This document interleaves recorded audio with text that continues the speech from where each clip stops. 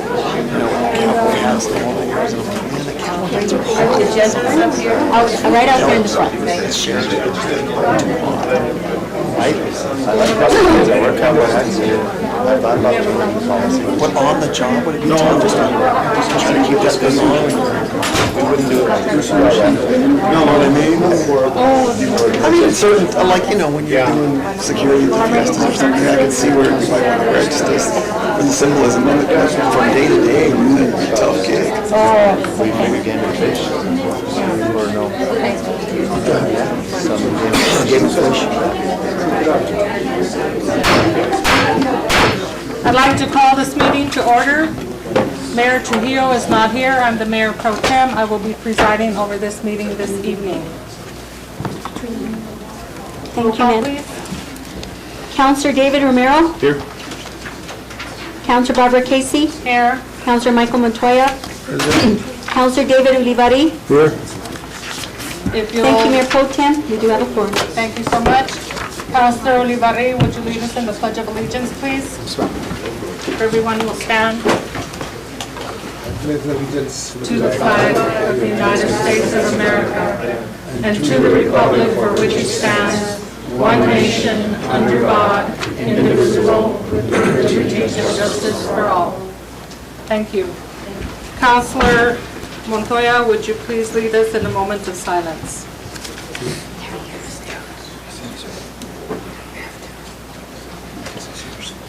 I want to take this moment to reflect on all the people that have lost their homes due to the fire. And also for a first cousin of mine, Ted Cruz from Colorado, that lost his life to cancer. And also to a young gentleman by the name of Gino Mathis, who was an honor at West Las Vegas, and pretty much an all-star basketball player. And keep in mind his family and friends in prayer. Thank you, ma'am. Thank you. Madam Clerk, the agenda. Mayor Pro Tem, I do have a recommendation from our city manager to move presentations before public input. So that would be Roman numeral 11, right before public input. And also to remove business items number 5 and number 6. These are both the CCHP items, and they do not want to request lodger's tax funding at this time. Madam Mayor Pro Tem. Councilor Romero. Mr. City Manager, was that documented in email for the cancellation of those requests, the funding? Yes, Counselor, that was sent to Community Development. All right, thank you. Admin aid.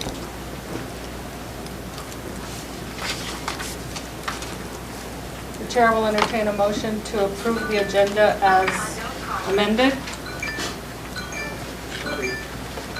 After public input? With public input. After.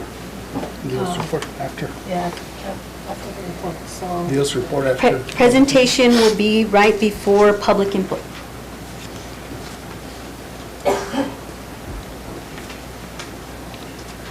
Can we have public input before, Mr.? What's the reasoning?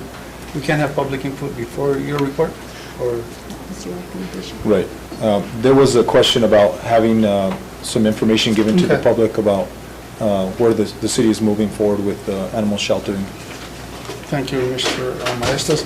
With that, I'll approve the agenda as is with the 3 changes. We have a motion from Councilor Montoya. Do we have a second? Second. We have a second from Councilor Ulivari. Any further discussion? Counselor Romero? Yes. Counselor Ulivari? Yes. Counselor Montoya? Yes. Counselor Casey? Yes. I have a motion by Counselor Montoya, a second by Counselor Ulivari. Thank you, Mayor Pro Tem. Motion carries. Thank you. Our next agenda item then? Would be our presentation. We have a presentation by City Manager Leo Maestas providing an update on the animal shelter services. Good evening, Mayor and Councilors, or Mayor Pro Temp and Councilors. So the city is now looking at continuing services for the animal shelter. due to nobody responding to the city's RFP that was put out for animal sheltering services. We are working collaboratively with the county to come up with the budget to cover staffing the shelter. We're also working with federal or national organizations to make sure that we run the shelter at national standards. We're also looking at doing an assessment on the building to see if there's any improvements that need to be done to the building before we go ahead and start putting animals back into the facility. We have created a few different job descriptions that will be going to the public, getting posted on our website by Friday, by the end of the week. And we'll move forward with hiring once we get some applicants. We have some that have already reached out to us without us even posting the applications online. So we'll move forward with the application process, interview process, and getting all those that do get hired, qualified and trained to all the national standards for animal sheltering services. Do we have any questions from the council? Mr. City Manager. Councilor Mr. City McLeod? Manager, yes. So when is that contract expire? Or The current contract expires June 30th. June 30th. Yes. And there was no, you say there was no bids on the RFP? Nobody responded with the RFP that was put out, was posted. Yes, sir. So to give a little bit of the back knowledge to the public is that the last RFP took place, I believe, in 2016. By our state procurement, we were allowed to put an addendum to that contract up to 4 years. We've exhausted those 4 years, and now per procurement, we had to go out for a new RFP process, just like we do with any other contractor that the city procures. Okay. I would request, Mr. City Manager, that you keep us abreast on that on every meeting that we have from here on till things get going. And also that if, I'll leave it to your discretion to get maybe a committee that could also help serve with that department and with what they're doing, get some input on there. But I'll leave that at your discretion. Yes, sir. Thank you, ma'am. Anyone else? Madam Mayor Pro Tem. Councilor Romero? And I know Leo wasn't here, Scott wasn't here, but, and I know Cassandra, you've been around. The RFP process has already been done, I believe in 2013 or 2014 and 2018, and this is the third RFP. So, am I correct? There's been 3 RFPs? Well, 2 that AWC applied for, so. and this one they decided not to. So Yes. 3 times we've done the RFP process, am I correct? I believe that's correct. Thank you. Anyone else? Okay, thank you.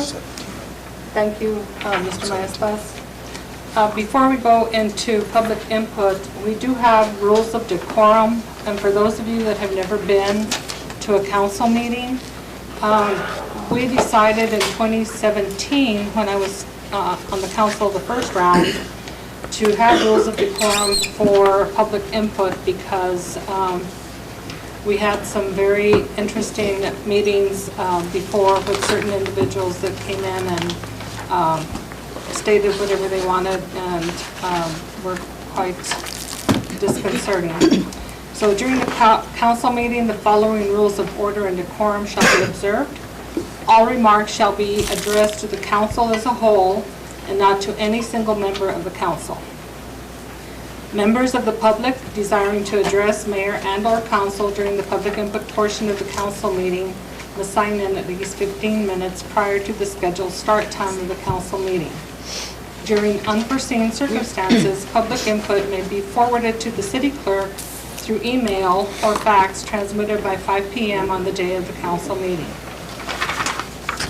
A person signed up for public input pursuant to paragraph 4, which I just read, will be allowed 3 minutes to speak and will not be allowed to yield any time to any other person.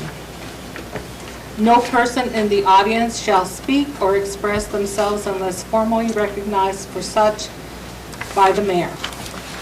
No person in the audience at a council meeting shall engage in conduct that is contrary to the rules herein. including the utterance of loud, threatening, or abusive language, whistling, clapping, stamping of feet, and other such acts or noises which may disturb, disrupt, or otherwise impede the orderly conduct of any council meeting. And I know most of you here, I don't think you would behave that way, but I felt I needed to read it anyway. The next one is, in the event of any violation of the rules, the Sergeant at Arms, who is our Chief of Police, Salazar, will be asked to remove you from the room. The Chief of Police is also the timekeeper, so please try to keep your comments to 3 minutes. And we're ready. Question, Mr. Chairman. Yes. Madam Mayor Pro Tem. So Cassandra, is this public input, does it have to relate to an item on the agenda? Yes. Yes. Okay. Thank you. Thank you, Madam Mayor Pro Tem. Moving on to public input. The first person signed up, and I'll go ahead and have the in-person people, and then I'll read the ones that I received by email. We have Sarah Matthews speaking on animal welfare and RFP. Hello, members of the council, city manager. Thank you for having us here today. The subject I'm going to speak about is something near and dear to my heart and the people sitting behind me as well. Mahatma Gandhi once said, "The greatness of a nation and its moral progress can be judged by the way its animals are treated." I am someone who has chose to return to Las Vegas, New Mexico. It is, I very much feel the community that has made me, and there's so many things about Las Vegas that I'm proud of and the progress we've made and the places we are going. But there's something that repeatedly breaks my heart. I'm tired of Las Vegas, New Mexico being in the national news for animal abuse. I'm tired of people who move here being fearful of walking in our community, taking their animals out because they're attacked. We've even had recent incidences in the past few months where people's pets were killed within their own backyards without consequence. As the city embarks on its new journey and taking over the shelter, I'm here to remind you and to speak for those who cannot speak.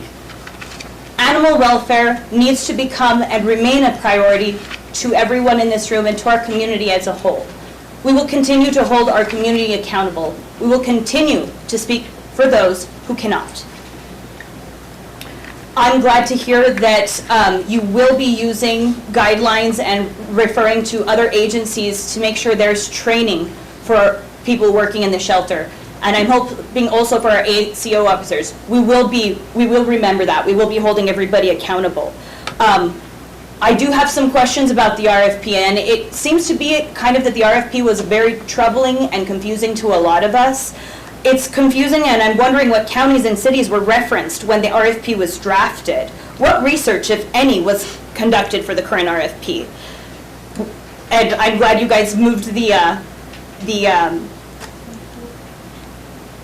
itinerary, so to speak, around so that we could get some information. I'm glad the city does plan on taking it over, but we have many concerns. Based on the RFP that was put out, 5 years of experience is required to run the shelter. Currently, the city doesn't have any employees nor members of the council qualified to do that.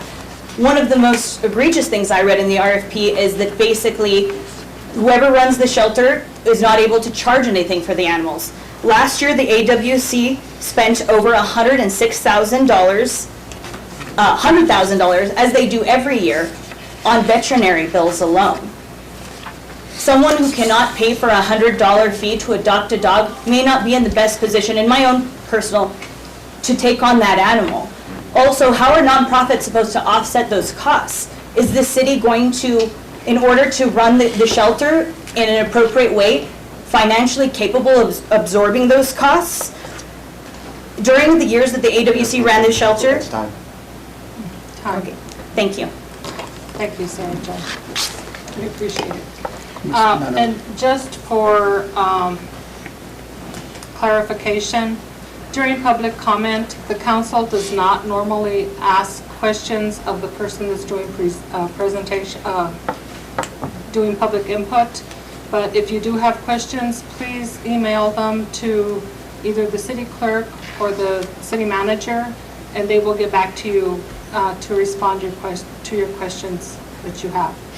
If you don't feel comfortable doing that, email them to me. I will be more than happy to get them to the appropriate people so that you can get a response. Okay. Next person. Madam Mayor Pro Tem. Counselor. Question. Okay. Madam Clerk, to my understanding is only items of discussion, items to approve on the agenda, approval of agenda items can be discussed. Mr. Maestas gave his city manager's report. That's not a business item. Counselor, it was a presentation, Is- so it was an item on the agenda. But it don't have to be an approval of an item on the agenda for It's- approval? It's not specific to that, to state business items. Okay. I mean, I we, just want to make sure. Okay, thank you, madam. moving on, we have Amber Evans, speaking also about animal welfare.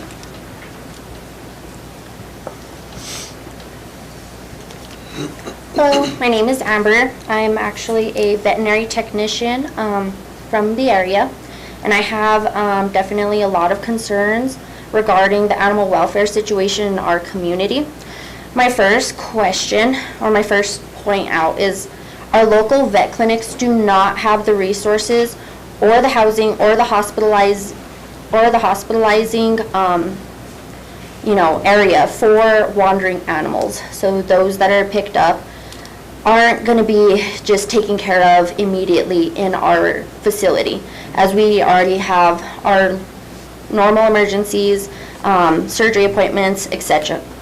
So my question is, where are the animals going to go, and what medical treatments are they going to receive when they are needed?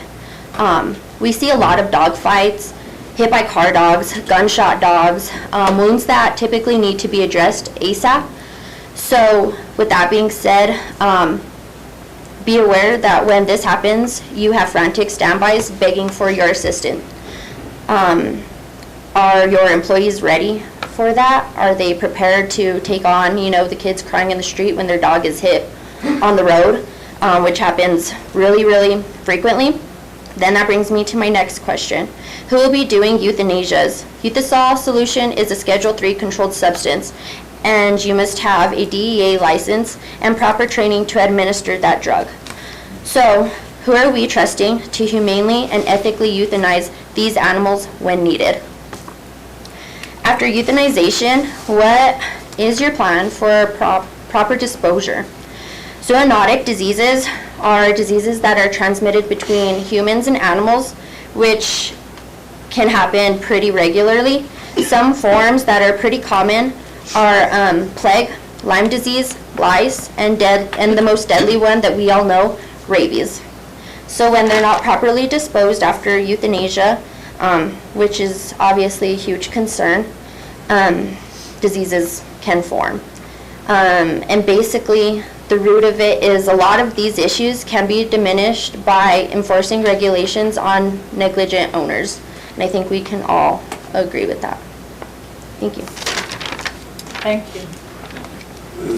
Next, we have Ray Don Price, Animal Welfare. Hi, good evening. Thank you for introducing me. I'm from Mora, but I have lived in Las Vegas for the last 10 years, and I've poured my heart into being a member of this community. I always try to come with not only a problem, but a solution or a suggestion. So Sarah and I started a group known as the Animal Welfare Advocates of San Miguel County just recently, and it was formed due to the lack of accountability and immense concern from our fellow community members in the area. Some of you guys attended our first meeting, which I'm thankful for, because you can attest to various issues and concerns and complaints that were brought up at that meeting. We've always approached this issue with the hopes of making progress. We've come with an open mind, offering help, suggestions, or solutions, but we're always left with empty promises. I would like to acknowledge the fact that animal control has now been placed under the police department. I'd like to acknowledge that this can be a step in the right direction with a properly trained department head overseeing this. Sorry, I get like so nervous public speaking. It's a huge opportunity for the department to gain access, collect evidence, and make arrests in other areas of the criminal enterprises operating in Las Vegas. I've discussed this at length with both the chief and the deputy chief, how it is positive, and it could be a step in the right direction if we continue to just utilize that department. However, we do not have police officers in that position. We have community service aides and code enforcers. There's been a job opening for that position of the animal control supervisor at least since March. So I'm wondering how these new positions are going to be filled if they haven't even been able to fill one in the last few months. In addition, the starting pay for the supervisor position is only $16 an hour, and a regular police officer is starting at $18, so why would a manager take a job for a less pay when they could be a police officer for more? Let's see. So I think that position should be paid more, if not equal to a police officer, not less, especially if we want to give this department credibility. In addition, the two city employees that are currently handling the animal service calls travel together in one vehicle, so there can only be one call for service handled at any given time, not including after hours or on the weekends. This is not a regular position and needs to be made available 24/7 to the public. Furthermore, we need to support those that are hired in these positions by providing them the proper equipment, support, and training, not only in their superiors and council, but within the courts as well. NMHU has actually, they've come to us concerned as well, and they're willing to facilitate a discussion regarding this. They are offering 8 scholarships for people who want to stay and remain in the community to the National Animal Care and Control Association, so that will provide the training that you are hoping to get for these people in those positions. I hope that the city takes them up on that. Finally, I'd like to say this to the council. The animal issues that we're facing, they're not going to go away. A dog can have up to 70 puppies in her lifetime, and a cat. Thank you. Thank you, Ms. Price. Next, we have Terry Modis, also in animal welfare.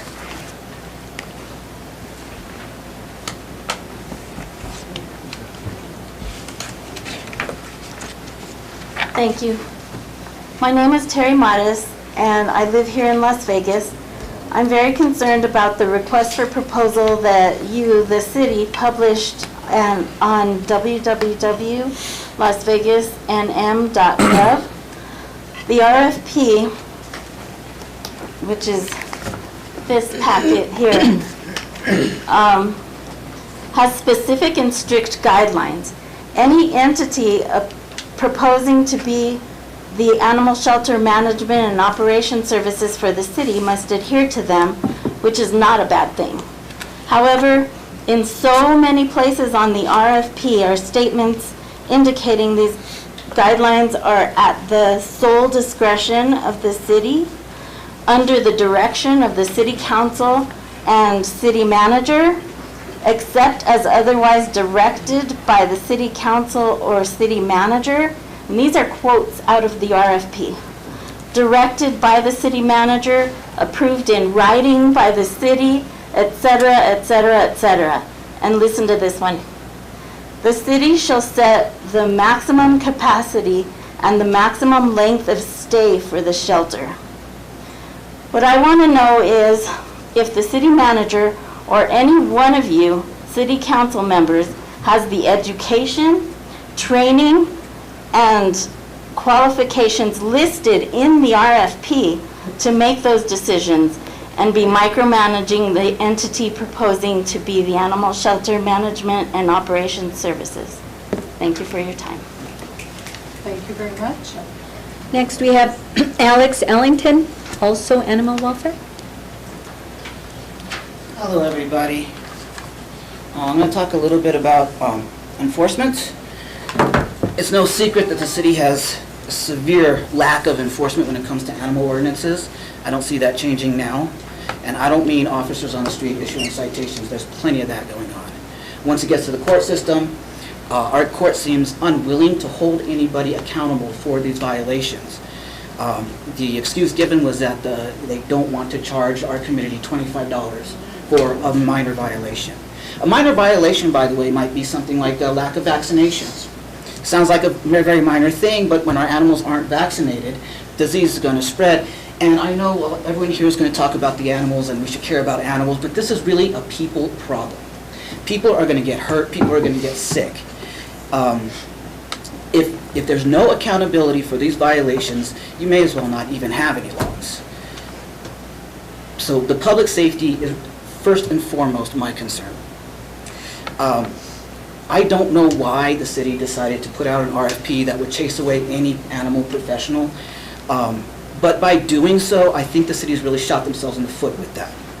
If you think you're saving money by not paying animal professionals to do the animal professional things, the liability you're going to get is going to be way surpass that. Wait until a child dies from a pack of wild dogs that are running around here. Wait until there's a rabies outbreak in this town. You're not going to be able to afford that. Animal professionals should be running the shelter, not law enforcement and not city council, as per the RFP proposal. You say you're going to hire people in the next 2 weeks. In my experience, the last time we had 8 applicants for animal control, it took 4 months for anybody to even get back to them, much less hire them. I don't know how you're going to get that done in 2 weeks. So what's going to happen July 1st when that shelter is empty? Just ask.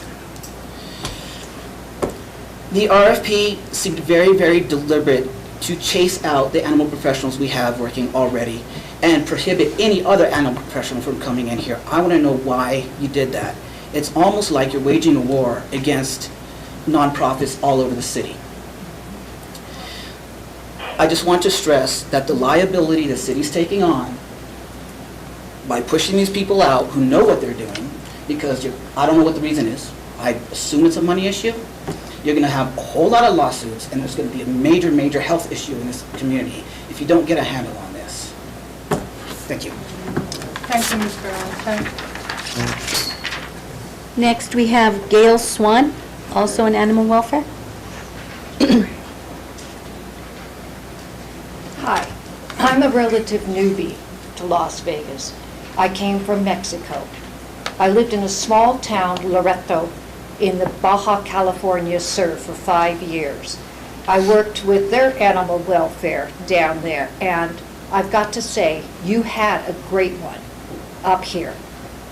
It was such a benefit to this community, and it's so sad for me to sit here and have to say to you, you're going to be worse than the animal shelters in Mexico. And that's not joking to it. You had a crew that gave 500 free spay and neuters to all of our citizens in this community last year.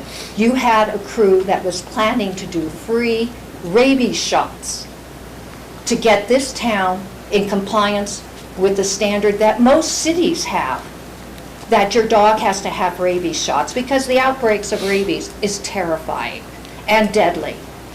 I mean, it's not curable. You had somebody who was taking 1,000 dogs, 700 dogs out of this town and up to areas where they could find good homes, because there's not that many people here who wanted those. We did that in Baja. I was one of the ones who would run them up to Portland, Oregon, or to California, or to Colorado. Mexico was doing that, and they were getting their dogs down in Loreto. And guess what? Loreto started blooming. We got cruise ships stopping because we did not have a major dog problem. We got the expat community going because expats love their dogs and they like to bring them down there. Loreto went from, when I was living there, at 14,000, they're up over 20,000. Permanent Loretorians living there now. Their kids can find jobs, all because, no, that's not right. It's not all because the dogs, but all because people got involved in their community and cleaned it up. And it was working.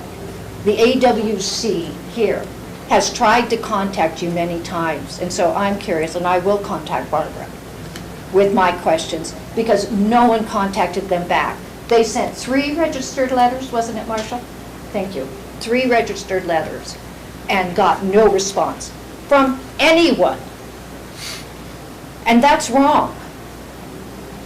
So I will reiterate what they said, is that you have shot yourself in the foot, because it is going to get worse here. It really is. Thank you. Thank you, Kim. Next, we have Daniel, and I'm not sure how to pronounce your last name, also speaking on animal welfare. Thanks, me. Your last name, please? Munt, M-U-N-D-T. Thank you. Yeah, I just recently relocated here from Iowa. And I found this to be a delightful, friendly little town. But also noticed right away that one of the negatives about the town, and nothing's perfect, was the dogs that were coming out into the streets and barking, and kind of scary actually, when you have a pit bull come up and smelling your calf. And I know people say pit bulls can be very friendly, but they're also very unpredictable just by their genetic makeup. And just a few days ago, I had a meeting the other night that there's laws and ordinances in the city, but the people who are responsible for that aren't being responsible. So I'm thinking, if the people that are respected in this community aren't being responsible, who does that give the citizens to look up to? So I start to see a vicious circle going. You know, and that's usually broken when someone steps out and does something. And I would think that would be easier done with someone who's respected in the community, someone in your position. And my friend the other night, she said she was walking her dog in Lincoln Park, and two young men came up to her and asked her if she had a place to live. And they started touching her dog, and she said, "Yes, I do live somewhere." And it appeared to her that they were taking dogs away from people who are experiencing a homeless situation. And I just wanted to say that many times people who are in a homeless situation treat their dogs fantastically. You know, they feed them, take care of them, they'll probably give them their own food. So I want to thank you again for letting me express myself. Have a good evening. Thank you, Mr. Munt, and welcome to Las Vegas. Nice to be here. Next, we have Jane Lumson, also speaking on animal shelter.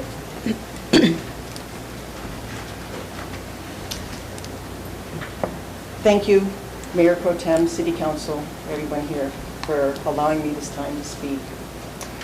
Most everyone knows how passionate I feel about the welfare of the animals in this community.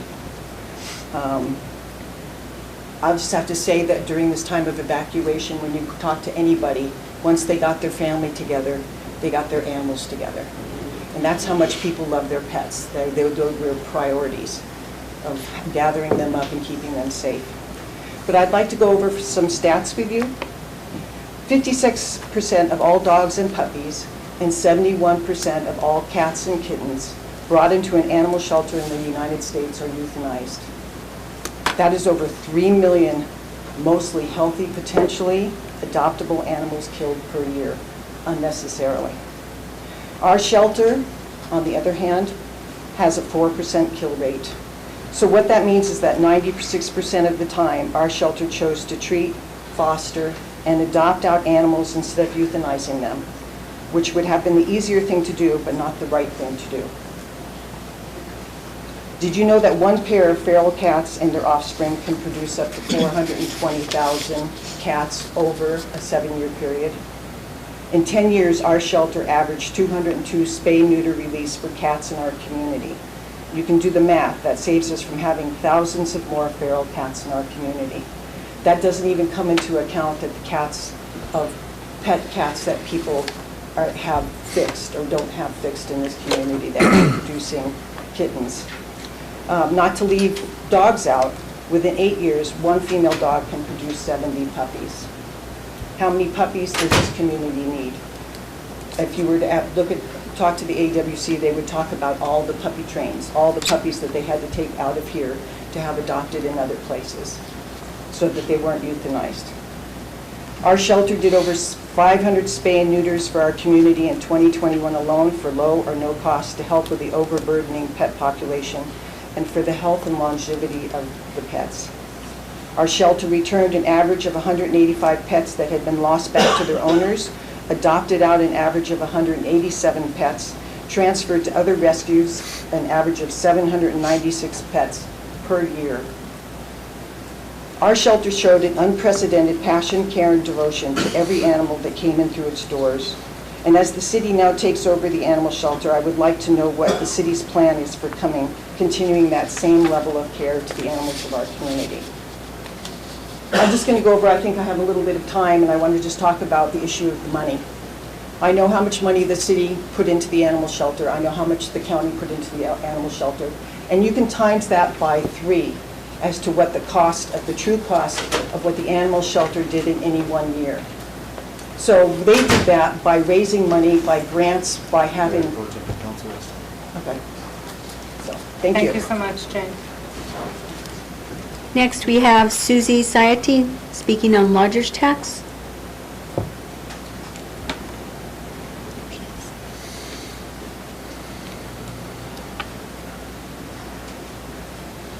Hello, this is short and sweet and has nothing to do with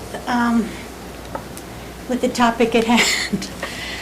I just wanted to thank you all. I hear that the mayor has appointed a couple of people to potentially be on the Lodgers Tax Advisory Board.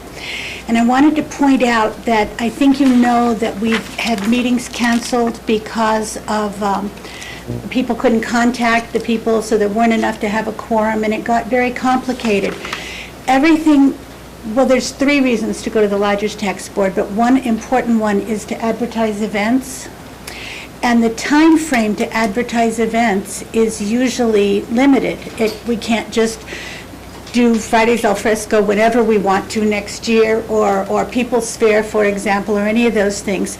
So I had since the city can make those decisions and does make those decisions, you councilors make the decisions about how that money is spent with advice from the advisory board.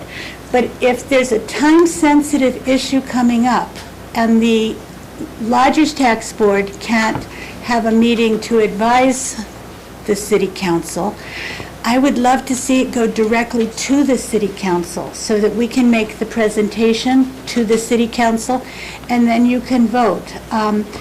The Arts Council had an event that we wanted to advertise, and because of the wildfires, it was postponed for a month, so it's still possible. But I'm going to talk to you about it tonight, if I understand correctly, or maybe the city manager will. But my specific request is when there's something time-sensitive like that, and months go by because there's no meeting or meetings have to be canceled, life happens, and I'm very sympathetic to that.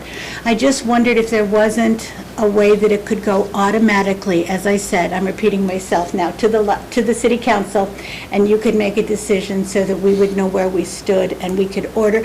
The other thing is ordering advertising. Sometimes can't be done overnight. Sometimes it takes a week or a month to get into a certain paper or a certain size ad. And so it's all time sensitive, and I just thought that I would bring that before you since Lodgers Tax is on the agenda tonight. I thought it was a great chance to not have to have 5 meetings, but just to bring it to your attention all at once. Thank you for your consideration. I appreciate your time. Thank you, Susan. Madam Mayor Pro Tem, if I may read the emails I received in reference to animal shelter. Okay. First one is from Crystal Noble Western Ford. Hi, I live in Las Vegas, and while I don't know the reasons behind the AWC shutting down, I do know that the city of Las Vegas absolutely has to have an animal shelter. Just drive around and count the number of stray dogs and cats you have to slam on your brakes for, the number of dogs tied to leads in yards, the number of pregnant mothers running around, and cannot fathom how the city is not aware of the need to have a functioning animal shelter here. I am so thankful for the local folks who feed the strays, transport them to be spayed or neutered via the TNR program in Albuquerque, and spend a lot of time and money on this voluntarily. These are things the city should be taking care of to ensure that animal neglect and abuse ends for good in our community. Sick of seeing the animal misery. To whom it may concern, I have been very upset to hear about the city government is making it so difficult to help the animals of Las Vegas. I don't understand why they don't want an animal shelter. Why is the current shelter being closed? It seems that the mayor and city council have done everything in their power to bring more suffering to the animals of the area. I would like to know why. I hope they will shift their current position and help the animal shelter stay and help the animals instead of hurting them. I was very disturbed to read about the dogs that the mayor and his brother, the judge, returned to their abusers. It seems that the mayor and his brother don't like dogs very much. I hope animal protectors will be elected next time around. I know I will vote for them. Sincerely, Heather. Las Vegas, San Miguel County is notorious for animal abuse and neglect. Think back to the newsworthy case of Hubble. During that time and thereafter, the animal welfare coalitions involved made a positive impact in the community. I shudder to think of the animals that will suffer the loss of any semblance of order resulting from AWC's absence. Shame on you, City of Las Vegas, you've gone too far. And this is from Seal Ortiz. And finally, the last one I have is City Councilors, thank you for your wise and steady hand in dealing with the animal shelter contract.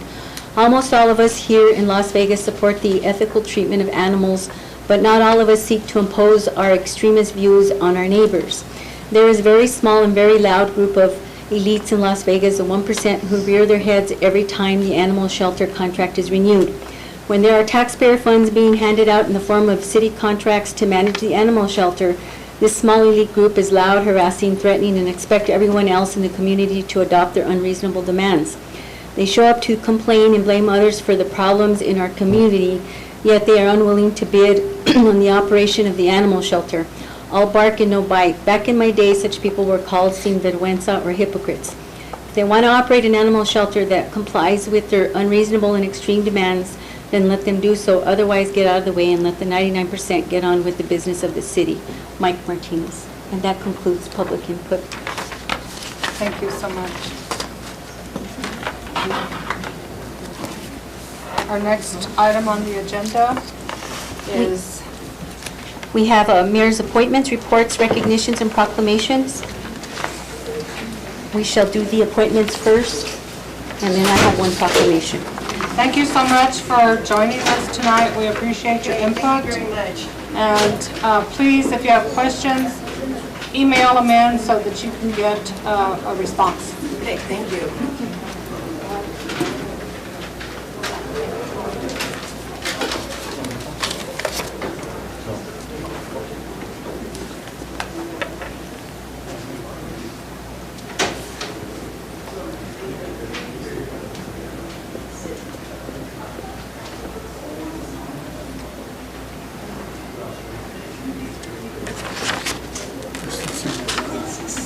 Those discussions are only for business items.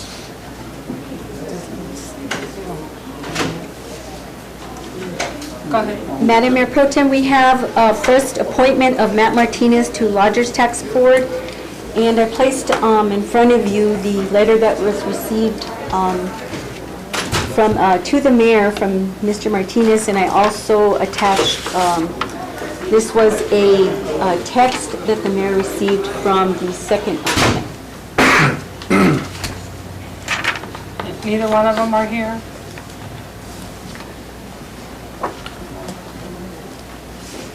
Okay.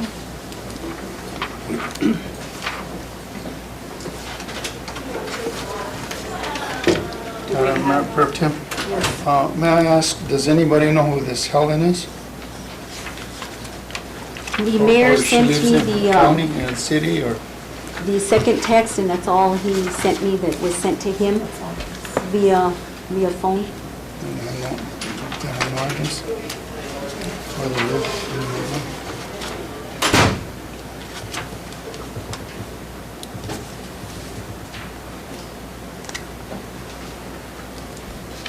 But on this board, basically, you have to be within the city, Mr. Attorney, resident of the city. Priorities for city residents, correct? And we don't know where this individual is residing, or... I know Mr. Martinez lives in my ward. Is this your recommendation? No, it's Mayor Trujillo's. Madam Mayor Pro Tem, I make a motion to appoint Matt Martinez on Lodgers Board and to table appointment of Helen Strader, just because. Let's take each one separately, and that way we can vote to approve or disapprove. And Make a motion to approve appointment of Matt Martinez. Second. we have a motion by Councilor Romero, a second by Councilor Vivari. Any further discussion? Madam Clerk? Counselor Olivari? Yes. Counselor Montoya? Yes. Counselor Casey? Yes. Counselor Romero? Yes. Have a motion by Counselor Romero, second by Counselor Olivari. Thank you, Madam Mayor Pro Tem. Motion carries. Madam Next Mayor Pro week. Tem, I'd like to make a motion to table appointment of Helen Strader to the Lodgers Tax Board. That till the next meeting, Mr. Yes. Homer? Next meeting? Table Second, Mr. to Mayor. July. Can you please get that information for us, please? I certainly will. Thank you. We have a motion and a second by Councilor Romero and a second by Councilor Montoya. Counselor Is Casey? there further, there's no discussion on tabling motion, sorry. All those in favor? Right. Motion carries. Thank you very much. The next item is, I do have a proclamation that Mayor Trujillo wanted me to read, if I may. Whereas President Abraham Lincoln signed the Emancipation Proclamation on January 1st, 1863, declaring the slaves in Confederate territory free, paving the way for the passing of the 13th Amendment, which formally abolished slavery in the United States of America. And whereas word about the signing of the Emancipation Proclamation was delayed for over 2 years to June 19, 1865, in reaching authorities and African Americans in the South and Southwestern United States. And whereas celebration of the end of slavery, which became known as Juneteenth, is one of the oldest American holidays and has been a time of prayer, reflection, and family reunion. And whereas Juneteenth also celebrates the achievements preserved through the pre- and post-Middle Passage, the slave trade, the Emancipation era, the Civil Rights Movement, as well as current accomplishments of African American cultural expression. And whereas the celebration of Juneteenth should remind each and every one of us of the precious promises of freedom, equality, and the opportunity for all people, which are the foundation of the American dream. Now therefore, I, Louis A. Trujillo, Mayor of the City of Las Vegas, along with members of the governing body, do hereby proclaim June 19th, 2022 as Juneteenth in the City of Las Vegas, and urge all citizens to become more aware of the significance of this celebration in African American history and in the heritage of our nation and city. Thank you, ma'am. Thank you. Next item. Next item we have is councilors' reports. Anyone? Councilor Olivari? No, I have nothing. Councilor Montoya? Thank you, Madam Mayor Pro Tem. I would just like to inform our citizens that we are having a little day fiesta, Dia de los Padres, on Sunday, June the 19th at the Plaza Park. And everyone is welcomed, and it's a free event. Also, we have the Cipriano Aguilar tribute concert and dance at the Plaza Park also. And also, according to our comprehensive plan, the number one item is safety. The second number on there is repairs of our streets. I'd like to inform our citizens that right now we've done Peggy Lee Lane, we repaved. Also Calle Dulce, those two streets were pretty bad shape, and those residents are pretty happy. Third, we've done Fall Street from Bridge Street over to Douglas, and that was a badly needed street also. We've chosen the worst streets in the city. Logan Street is coming up, Garfield Street is coming up, Orgain Street is coming up. Sidewalk improvements on Independence, that's a joint effort between West Las Vegas School System and the City of Las Vegas. And overhead lighting, solar lighting has been installed in Hanna Park. And also the influent water line has been installed over to Hanna Park. And playground equipment has been installed in various parks, in South Pacific Park, in Crestone. Do we have another one, Mr. City Manager? Lincoln Park is set to do Lincoln Park next. is set to do. And then we also have some canopies that are coming in for those parks that are on back order. But this is just to let you know where the city's at, where we're moving, some of the projects. And we have more streets on the list to do. So with that, we also are cleaning the Bridge Street area, and I want to thank our city manager and our city employees for cleaning the inlets and outlets in preparation for any flooding that might occur. They're doing a good job. Thank you, Madam Mayor Pro Tem. Thank you, Councilor Montoya. Councilor Romero? Madam Mayor Pro Tem, I just kind of want to add to Councilor Montoya saying a lot of projects going on. I know there was concern about playgrounds. I mean, right now, Creston, Lincoln, as he mentioned, Creston, South Pacific, brand new playground equipment. Haven't seen so many kids play on the playground there in South Pacific Park. A good investment to that area. And also, kudos, Leo, to you and to Public Works and to the Utilities Department, because I know they've been overwhelmed with work, yet we still got all these projects going, still managing these projects, making sure that they're following specs. And on top of that, to the utilities, to the Public Works Department, they've also, there've been storage of supplies that we've been getting in for, fire victims, and they've been sending some of, loading up, and Franklin Construction has been sending some of that, some of those supplies out to Mora County. And now with the, there's some discussion now with the fires in Rio Arriba County that maybe we could, send some of those necessity kits, because I know those necessity kits, they're needed out there now that that fire is going. So on top of everything that's going on, we're also doing our civic duty within the state of New Mexico and helping those out there too. So thank you to all the staff and everybody that's been involved. Thank you. I would like to thank Deputy City Manager April Gonzalez and HR Director Darlene Arguello for disseminating information to all the managers and supervisors regarding heat exhaustion and what the city is supposed to be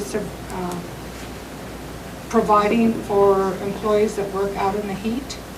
And I hope that we don't have anybody suffer from heat stroke because they don't have enough water or they don't get a chance to stand under the shade for a few minutes or whatever. We have to accommodate them as much as possible so that we are in compliance with OSHA standards and also with collective bargaining agreement requirements. So I want to thank them for that. I want to thank our city manager, Leo Maestas, for all the work that he continues to do with the flood efforts, the flood mitigation efforts, and making sure that citizens in Las Vegas can pick up sandbags and so on. He's done a lot of work with the Office of Emergency Management, and I appreciate that very much. And I also want to thank our police chief.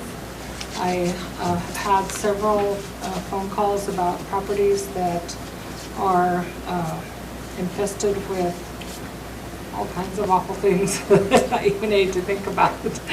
But he got on that right away, and it's being worked on, and I appreciate that very much. And also, there are still concerns about vagrants on Lincoln Park, and I know that he'll address that soon too, so I appreciate their work also. Thank you very much. Next item. Police Chief's report. We have our Police Chief, Antonio Salazar.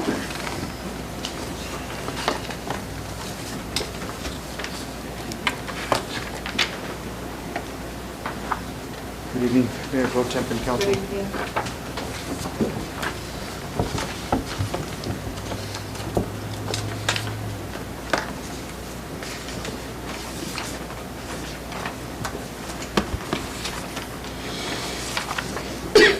So as this gets going, some of the items that you guys are passing around are from our the data collection from our speed trailers that we were able to collect while they were out. And I'll once we get to that at the end of this presentation, I'll go over that in depth.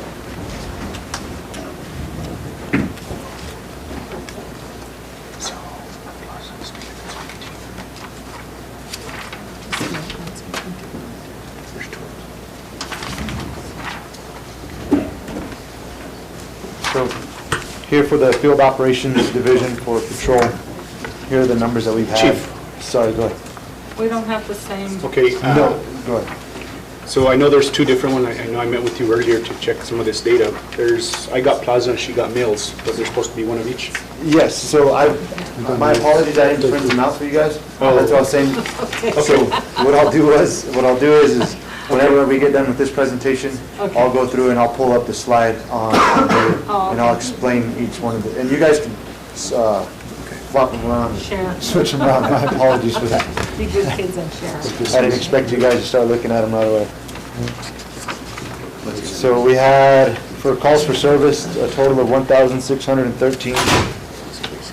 And out of those, 26 arrests were made. 6 of those were burglary calls. 11 of those were burglary calls, and 6 of those were reported. 39 citations for parking and 161 traffic citations. So those traffic citations also include with our STEP for special operations for the month of May, and buckle up and click it or ticket. So those are the 2 operations that we had for the month of May. Code compliance and enforcement. We had 54 calls for service, 10 abandoned vehicles were tagged, 4 vehicles were towed, and 1 business license was checked and completed. 7 red tags were issued, and 5 citations were issued. And also for the month of May, we were assisting with the roadblocks for the Hermit and Calf Canyon fire. 182 calls for animal service. 23 citations were issued. 14 written warnings. 11 animals were seized.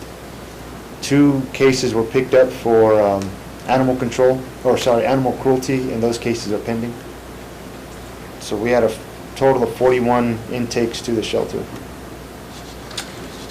Our records division, 103 offense incident reports, 21 traffic accident reports were entered, 238 citations were entered, 128 customers were attended to, 318 offense incident and traffic accident reports were scanned, and 19 IPRA requests were completed. We were continuing to train the new employee, and we're closing out all of the 2021 documents that we have. Our dispatch, 1,104 calls for service, 699 incoming for 911 calls, 654 answered. Sorry, I'm reading this backward, but 911 calls, 654 for 911 calls. 45 abandoned vehicles, that was included in 911 calls. 1,613 police calls. Those were some of the self-initiated calls that they had called out while they were on patrol. 84 fire calls, 174 AMR medic calls, 50 animal control calls, 54 code compliance calls, and 0 on the city. So street crimes, investigations, and our narcotics division, 10 cases were assigned. 8 of those, well, they also had to include those 10 cases, self-initiated cases. So that was them going out on the field and kind of finding their own cases and picking up, whether it be arrests or whether it be evidence or things like that. 2 stolen vehicles were recovered. 4 arrests were made. 6 search warrants were done for the month. This is just for narcotics and investigations. And 5 cases were closed. Some of the important ones here. 25.6 grams of methamphetamine was seized from patrol. And another big one is 2.5 grams of cocaine was seized. So those are all off the streets. We had district court, magistrate court, and safe house interviews, and we attended MDT meetings.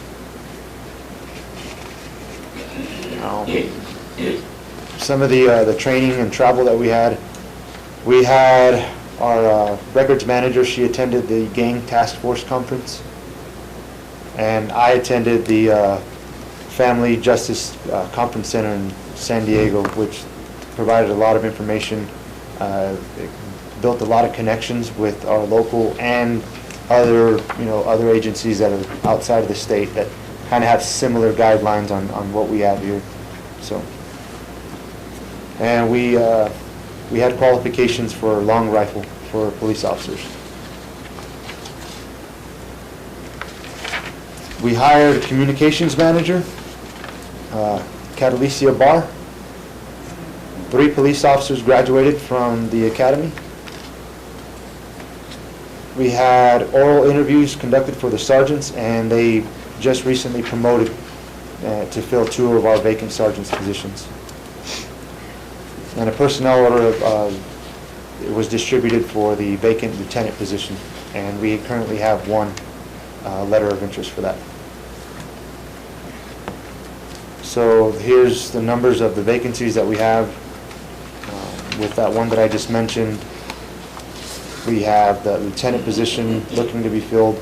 Those 2 sergeant positions are currently filled, and we have 9 officers vacancy, and 4 dispatcher vacancies, and the animal control, and our animal control officers, supervisor and officers. So now, unless you guys have any questions, I can move on to what you guys are looking at for the traffic trailers. Are there any questions, or do you want to move on? I have a question. Yes. Chief, so on 318 accidents or incidents of traffic accidents reported, isn't that pretty high for this community, 10 per day average? Is that normal? That's about average. Now for the summer months, it'll go up just because there's more people traveling on the roadways, and there's more people kind of are out and about. So I guess it is a little high, but considering the summer months, more people are out and about. And do you find out that that's because of high speeds, or a lot of it is use, or a lot of it is driver inattention. Could be phone use. Again, most of those is driver inattention, not seeing the other driver, stopping at stop signs, and a lot of those are contributing to speed as well. Especially on some of the areas that we have those speed trailers. That's why we kind of strategically placed those trailers where we did. So you don't have a report here as far as how many citations for cell phone use you've given out? No, we do have those stats, but they're not in there. We have stats of all of our citations that are given. So they go from speeding, seat belts, phones, everything like that, but they're not listed there. And the last question I had on your report, this 20 or 21 vacant positions, are those included in your next year's budget? Are they proposed? Yes. For our vacant positions? The 20 vacant positions that you have, are those on your request on your budget for next year? Yes. Yeah. Yes. Because I know last year, in one of the other departments, we had vacant positions that were never put in for the budget, and we were over there making adjustments mid-year. Yes, so that meeting that we had with the finance director at the time, we went over all of these the changes and what we needed to be financed for this next fiscal year. Thank you, Madam Mayor. Councilor Ulibarri? Chief, on the animal control, you have 182 animal control calls, and if you go down the line, we're talking about maybe 90 on your citations for pet owners and 14 for warnings, and then you had animal seizures, and then you had animal cruelty, and 41 animals taken. The rest of the calls, maybe 80, 90 calls, what were they for? animals running around the city or? Yes, so some of those, so for all of those 182 calls, they were either animals that were running, or somebody calling in said there was animals running across, let's say, mills, but they weren't able to get those dogs. But so there was no report generated for them because they were unable to capture the dogs or get the cats. Are these calls coming in early in the morning or at night? What's the modus? Most of these calls are coming midday to once it starts getting dark. So like 8 o'clock is whenever there's high activity for animals, for dogs specifically. So say you get calls in, do you get animal control or to check them out or to see what they're doing or where they're coming from? Or? So each time the animal control officer, they go out, whether it be an animal running across the street, they'll go, and if they can try to find an owner, they will, or if they can capture the dog, and when they do capture the dog, they have a system from they're chipped, and they'll scan them over here at the animal shelter, and then the shelter will be responsible for reaching out to the owners. Thank you. Councilor Romero? Chief, I just want to notice this month an increase in the parking, which I think that's a good idea. I know we have a lot of illegal parking or parking the wrong way and stuff like that going on all over town. So I think that's good to see that we're enforcing now parking. So thank you. Thank you. Continue, please. Yes, unless you guys want me to go over some of the stuff, some of the items that you guys are looking at as far as the traffic trailers, and I can plug the thing back in. So. Well, just tell us about them. So I don't know. I'm not sure who has Mills Avenue. I do. So if you look at I don't know if you have this data. The first page, I yes. don't have that data. I'd have this one. The front page. So if you agree. Okay. Let's see. So on Mills, that way, and up at the top, it'll say volume by speed, and then I think numbers. Pull up that way I can. So out of, let's see, let's go to the ones all the way across so these were placed on Mills. So if you guys look at the speeds up to 70. Could you put it on Mills? Could you make it bigger? I can't now on this one. Let me see.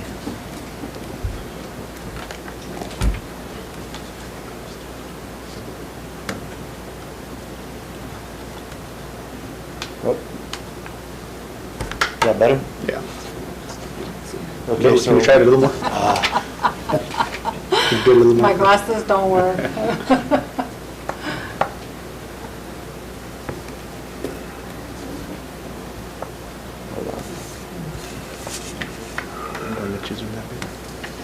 Sorry.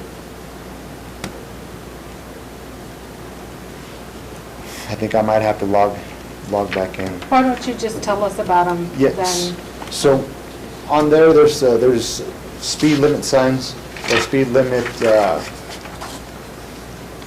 I guess indications that are on the sheet. Mm-hmm. If you guys look at the numbers, they'll tell you how many were above 70 or on the average, and it gives you guys a chart. So we're able to switch that chart around and collect different data as far as the times that they saw the speeding to where the most traffic was in the area. There's one on the plaza that it collected, I think 2 drivers were going over 40 miles an hour. Could I give the data, Chief? Can I jump in? Yes. Could I jump in? Just since I have it here. Yes. So basically, I was able to, I asked Chief that when he got the training for that, if I could kind of see like the data and the information that was collected. So within that, the information on the plaza, it was there for, I don't know how many hours, Chief? 23 hours? Yes. I think is what it was total? Yes. In 23 hours, I'll just give an example. Cars going through the plaza, 1 to 5, there was 0. I'll go to the speeding ones. Remember that the speeding in plaza is 15 miles an hour. Right. So 563 vehicles were going over the speed limit. They were going 16 to 20 miles an hour. 563 cars did that. Vehicles that were going 21 to 25 miles per hour, and so that's, 5 to 10 miles over the speed limit, 133 vehicles. Going a little more, 21, remember it's 15 miles per hour, the speed limit. Vehicles going 26 to 30 miles an hour, 19. Vehicles going 31 to 35, 4. Vehicles going 36 to 40 miles an hour, remember 15, right? 1. So basically, you're looking at 5, in a span of 23 hours that it was put up, almost out of the 900, 700 were speeding. And I mean, there's the data for the Mills Avenue, which it's a little more, I just, to me, learning what these things do, and I know we talked about, we want to make sure that cars are going the proper speed limit and making sure. I think the data is there that we have a lot of speeding going on in town. I was telling Chief, I don't know, I mean, it's awesome that it collects this data. We weren't expecting that, I think, when we were first doing that, but I mean, future funding for grants based off this funding for, extra police officers, increased funding, and also now, I mean, the data is there for, that's a lot. I mean, 700 out of 900 speeding in the plaza area is quite a bit. So those things are going to be those speed trailers are going to be very useful. I was able to I went to Tiendita to pick up some burritos and stuff, and it's amazing. That's how many were speeding, but you should have seen how many were stopping. I mean, literally like putting the brakes. So there's a lot of, I think that's going to help out a lot in the areas that we do put them in. Unfortunately, they can't be all over, but it's going to send a message once we get the data. And I think of the money we could get on the speeding ticket. That's what I was telling Chief. Imagine that at $100 each violation. And we'll move them around each where we're able to. Let's see if the manager can move me on a little bit. So here, this is on Mills. We had them on a couple of different places, but this one was on the corner of, thank you, sir, right by Robertson High School. So you see here, we'll jump to the 70. They caught one vehicle going over 70 miles an hour, or 70 miles an hour. And the speed limit is 40. Could you basically, Chief, go from 40 on up? No, the speed limit from 40, how many were speeding in that? So let's see. So 76 to the right. Will you see that? 276. Oh, yes. So 276 were going 45 miles an hour on Mills. And these are the different times. So from 12, you had 113 vehicles pass, and then at 3, we had 109. And then it shortened as well, these are the speeds. And then we had 75 vehicles at 50 miles an hour, and then 18 at 55, and one at 60, one at 65, and one at 70. And we have a lot of students that, run practice on Mills for track. Yes.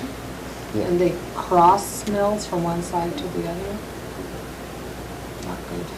There's another chart here. It gives the same data, just different. But just to kind of give you guys an idea on once we start issuing citations and we start presenting this to council and giving you guys updates on how the speed trailers are doing, because they were a little pricey, so I'm sure you guys would like to see what we get out of them. Yes. But I stand for any questions regarding the speed trailers, if you guys have any. Any questions? Councilor Montoya? Yeah, first of all, I would encourage you to get with our Public Works Director and ensure that you have posted speed limits where they're required, because I know that I go around town and there's a lot of this black and white speed limit signs mixed in the same post with a crosswalk or West Las Vegas school or, a hospital sign. And that's not right, and that's illegal. And if they get a ticket and they go to court, the judge is just gonna throw it out. A black and white sign is the law, and it shouldn't be mixed with any other sign. Any other sign. Right. And it should be posted every so often, and there's a specific place where they should be posted, like on interstates or state roads. They have regulation as to where they go. Like if you notice, if you go up 518, once you get into 518, there has to be a speed limit posted within 100 feet or so. Whenever you come to any intersection like that, there's got to be a speed limit sign. And again, there's a standard for the height of those signs. I don't know if it's 6 foot each one or what it is, but the MSDA book will tell you that. But I'm just cautioning you that way tickets aren't thrown out of court. Right. The other thing I was going to mention was maybe once we start enforcing it, that number 10 per day accidents might start coming down. Yes. And some of those fees can offset what we paid for these machines. So, Okay. thank you. Thank you, Council Montoya. Any other questions? Okay. Just great data, and I also think for future, I know road projects in the future, you could now give data to say how many people use that road. So to me, it's a win-win, even It for is future good. planning, so. Thank you so much, Chief. Thank you, Mayor Pro Tem. Next on the agenda, we have our finance report. We have Mr. Dominic Chavez, our interim finance director. Good evening, Mayor Pro Tem, Councilors. I'm here to present the revenue and expense report for the month of May 31st, 2022. On our general fund, our revenues are sitting at 99% and our expenditures at 65%, which gives us a budget surplus of $1.1 million. Our enterprise fund, we have our revenues coming in at 94% and our expenditures at 75%, which gives us a budget surplus of $2.1 million. And our recreation center, our revenues are in at 52% and expenditures at 54%. And I always like to remind you that the revenues have the transfer in from the general fund, so that's basically your offset right there. So we have a budget surplus of $89,000. And our lodger's tax, our revenues are in at 102% with our expenditures at 57% for a budget surplus of $191,000. And with that, I'll stand for any questions. Do we have any questions for Mr. Chavez? Madam Councilman Mayor Pro Montoya? Tem,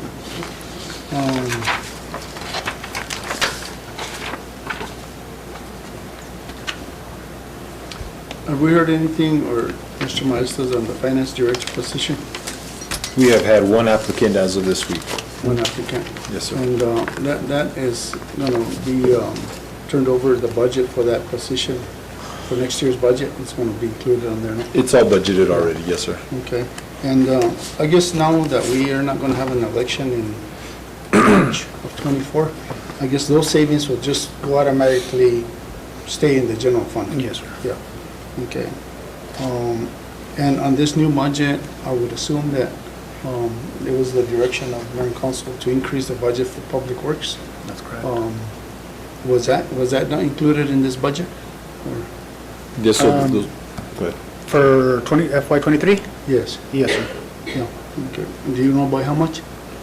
I couldn't give you a number exactly off the top of my head. I know that there was significant increases, but I can provide that information to you. Okay. Also on this budget, are we including fundings for repairs to the rec center building?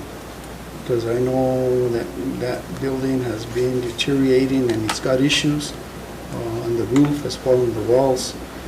is there funding going to be available through the next year's general fund budget? Yes, we did increase Or other that sources. from, what was it, 75,000 to 420,000, if I'm not mistaken.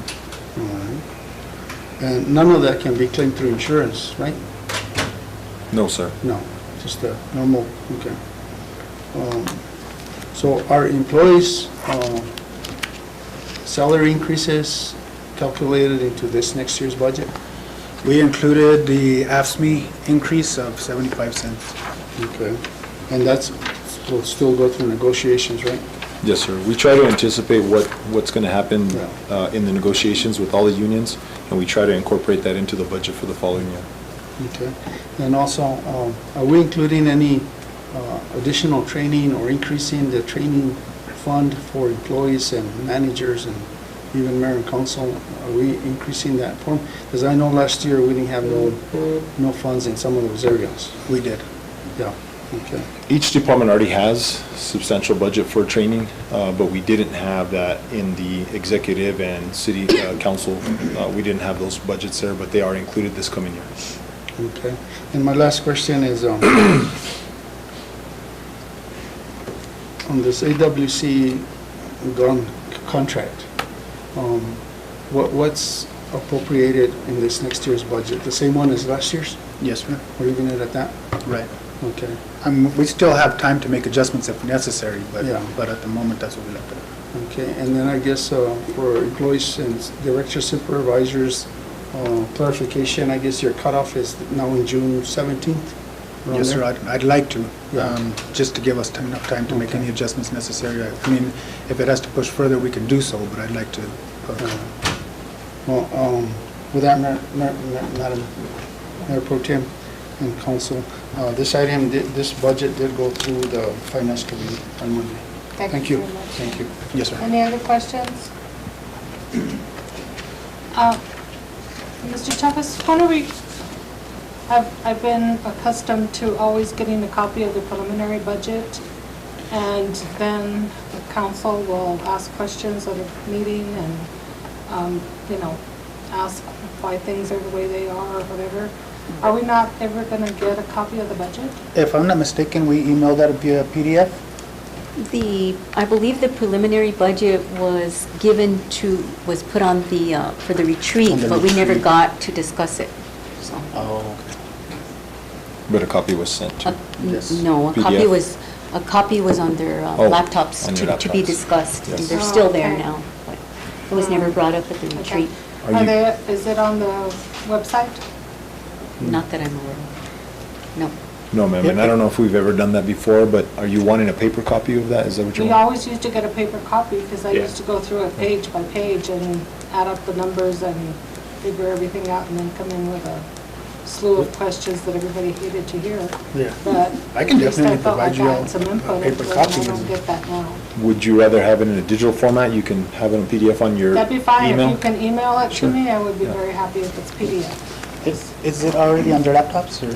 It's on their laptops right now, yes. Yeah, but we don't take But these home. We'll, Right. I'll These get stay it. here. We'll email it to you. Thank you very much. So, Councilor I Romero. just want to add to that Councilor Casey is saying is, I mean, if we can get even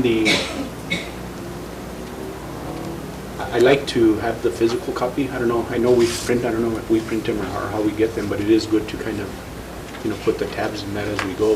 And that, and generally that does happen. I know you, Leo, you met with city directors and stuff like that, but at that time, I mean, during when that happens, the council is always kind of involved in that, and we would kind of, either give our suggestions, as Councilor Casey said. I know that we were buyers, and that kind of caused not having the time to do that, but I do too. I'd like a copy, a physical copy if I could. Sure. of the preliminary?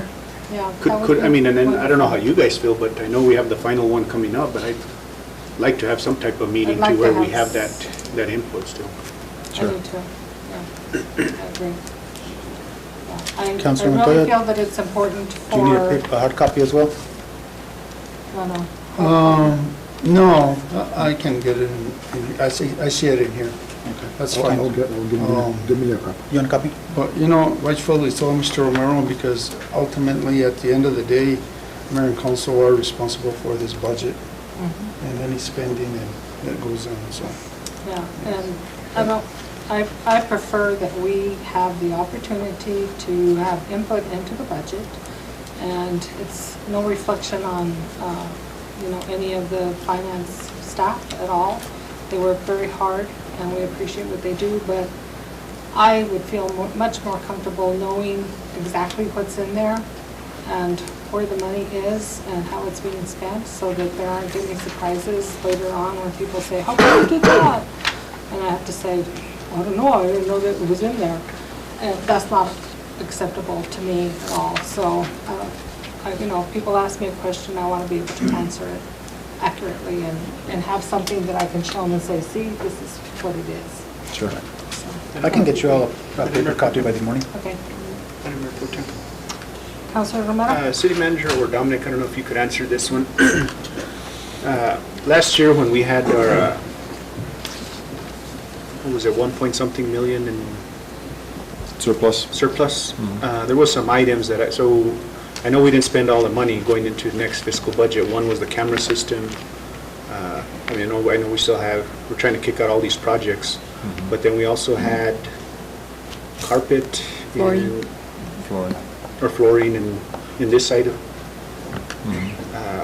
And I'm just wondering, are we rolling that over, or? It all are gets we- rolled over. Still remains. Yeah.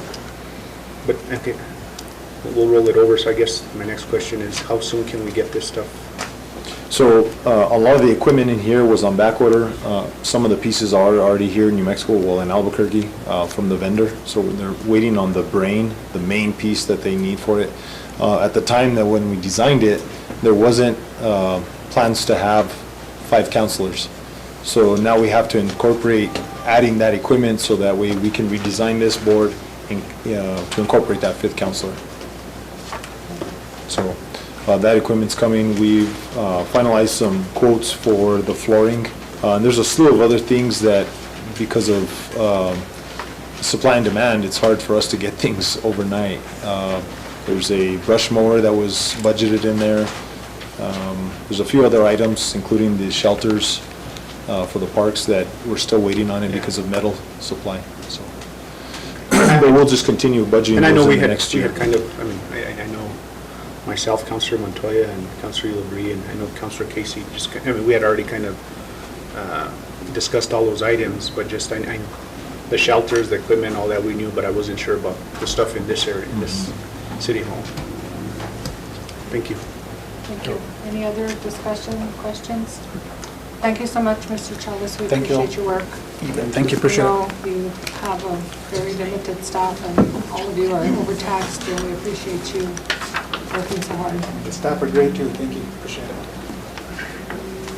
Next on the agenda, we move on to business items. The first item is request approval of contract between the City of Las Vegas and Las Vegas First Independent Business Alliance. And this is specifically for billboards on southbound I-25 and northbound I-25. Included in your packet, there was the proposed contract. That was incorrect. Mr. Scott Aaron has given you the corrected contract. The only difference between the two contracts was the location of the billboards. The rest of the contract is exactly the same. And we have our city manager, Leo Maestas. He's on here for all of these lodging funding items because he was the community development director at the time. That is why he's on here, but he has asked all of these groups to have somebody show up to go over and present to council. So I'll turn it over to you. Mr. City Manager, Madam Mayor. Councilor Romero. I just had a question, Mr. City Manager. I know on this first item, I see on the other ones, but there was no lodger's tax request application. No, sir. I believe that Mr. Goodwin, in communication with the billboard vendor, came to the conclusion that, and it was after the time that the lodger's tax application period was open, that if we didn't act quickly on it, that we were going to be incorporating a higher cost tied to the billboards. And that's why Mr. Goodwin brought it to the city's attention. vote. So there was no, I mean, we have a process, I guess is my concern here is, we have a process, there's an application process that they must fill out, but that wasn't done. Yes, sir. I didn't put this on the agenda, sir, so I couldn't answer that for you.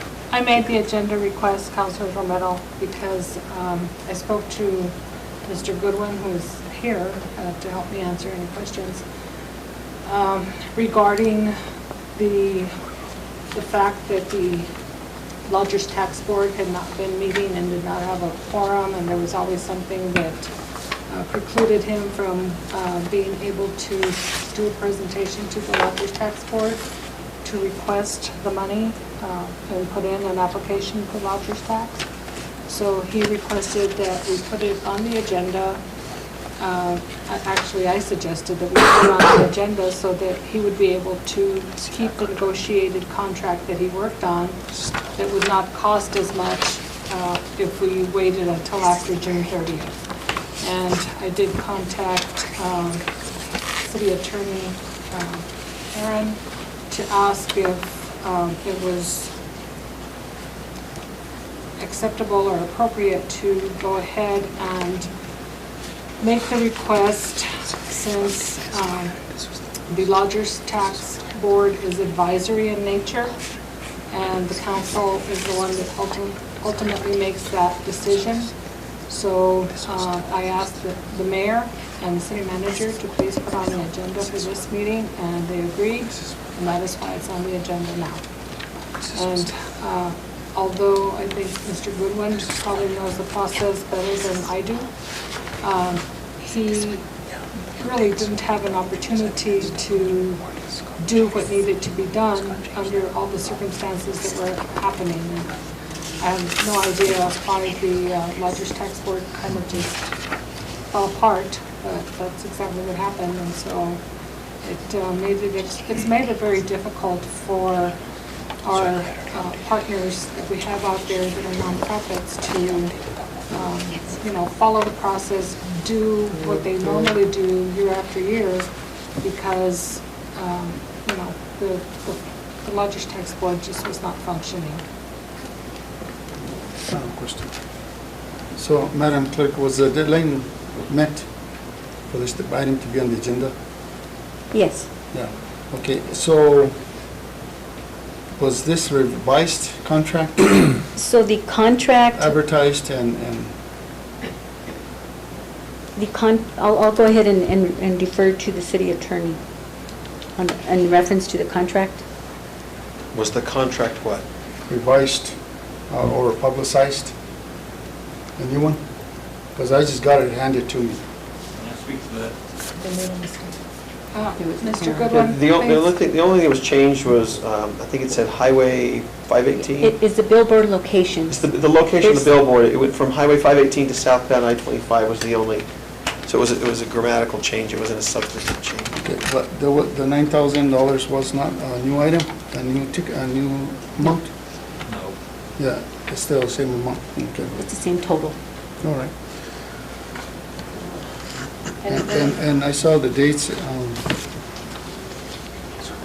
guess one of them had 2021 and the other one had 23, 24? Or no? They have the same dates? The same years? I believe so, yes. 22, 23. It says effective date through June 30th, 2023, and it's on the first page, third paragraph. 23, 23.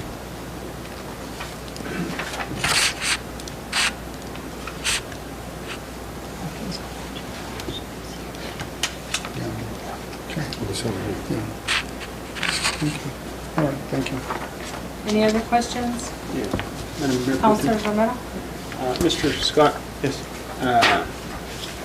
You're aware of the audit that we had to where there was a specific finding that specifically said we got an audit finding where a nonprofit received a check prior to the application.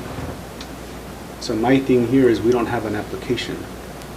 And I kind of see this as the same situation where we're approving the funding, but we don't have an application. The finding was that they received funds before the application? Yes. Well, I hear what you're saying, and I think maybe the right way to remedy this, if you want to expedite it, is you could approve it tonight, you could have them fill out an application before they get the check, and that solves the audit issue. Now, doesn't solve the process issue that I hear being raised, but to solve the audit issue, you could approve it tonight, and then they just fill out an application And tomorrow. I get the situation, Councilor Casey, like these other, I mean, I'm not trying to, so all these other applications that we have, they all have the application. It's kind of my concern here, and this one doesn't have the application. So that's kind of where I'm with the application process. That wasn't. Thank you. What is the pleasure of the council? I'd like to hear the presentation. Mr. Goodwin, would you please? Okay, specifically, this is on the 3 billboards that are contracted through Lamar Advertising on I-25. One of them is northbound at Romeroville, and the 2 of them are north of town at mile marker 385 and 351, southbound. And the reason for this is I didn't present an application to the Lodgers Tax Board because there was none. There was no Lodgers Tax Board, so who was going to address it? But at any rate, it should be pointed out that this is a pass-through contract. Las Vegas First does not get any of these monies. I mean, it doesn't stay with us at all. And it should be pointed out that the actual contract for the billboard rental is only $8,000. It's less than half of what the contract is. The other $9,600 is for billboard vinyls, and this was arranged several years ago. This is an allowance. It is not something that's necessarily going to be paid. It was to allow there to be 3 changes to all 3 billboards in the year, and we've never actually used all 3. So the actual contract is $8,126. And I negotiated this contract with Lamar many years ago, and part of the contract is we were allowed to renew it at 5% increase. And especially with the way inflation is going nowadays, I mean, that's less than inflation. And the reason for the expedition is because of the fact that the Lamar contract ends at the end of this month. And if we don't get the Lamar contract signed before the end of the month, they're going to sell it to somebody else at 2 to 3 times the price that we're paying. Questions?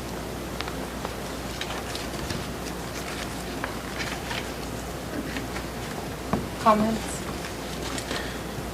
No, Mr. Goodwin,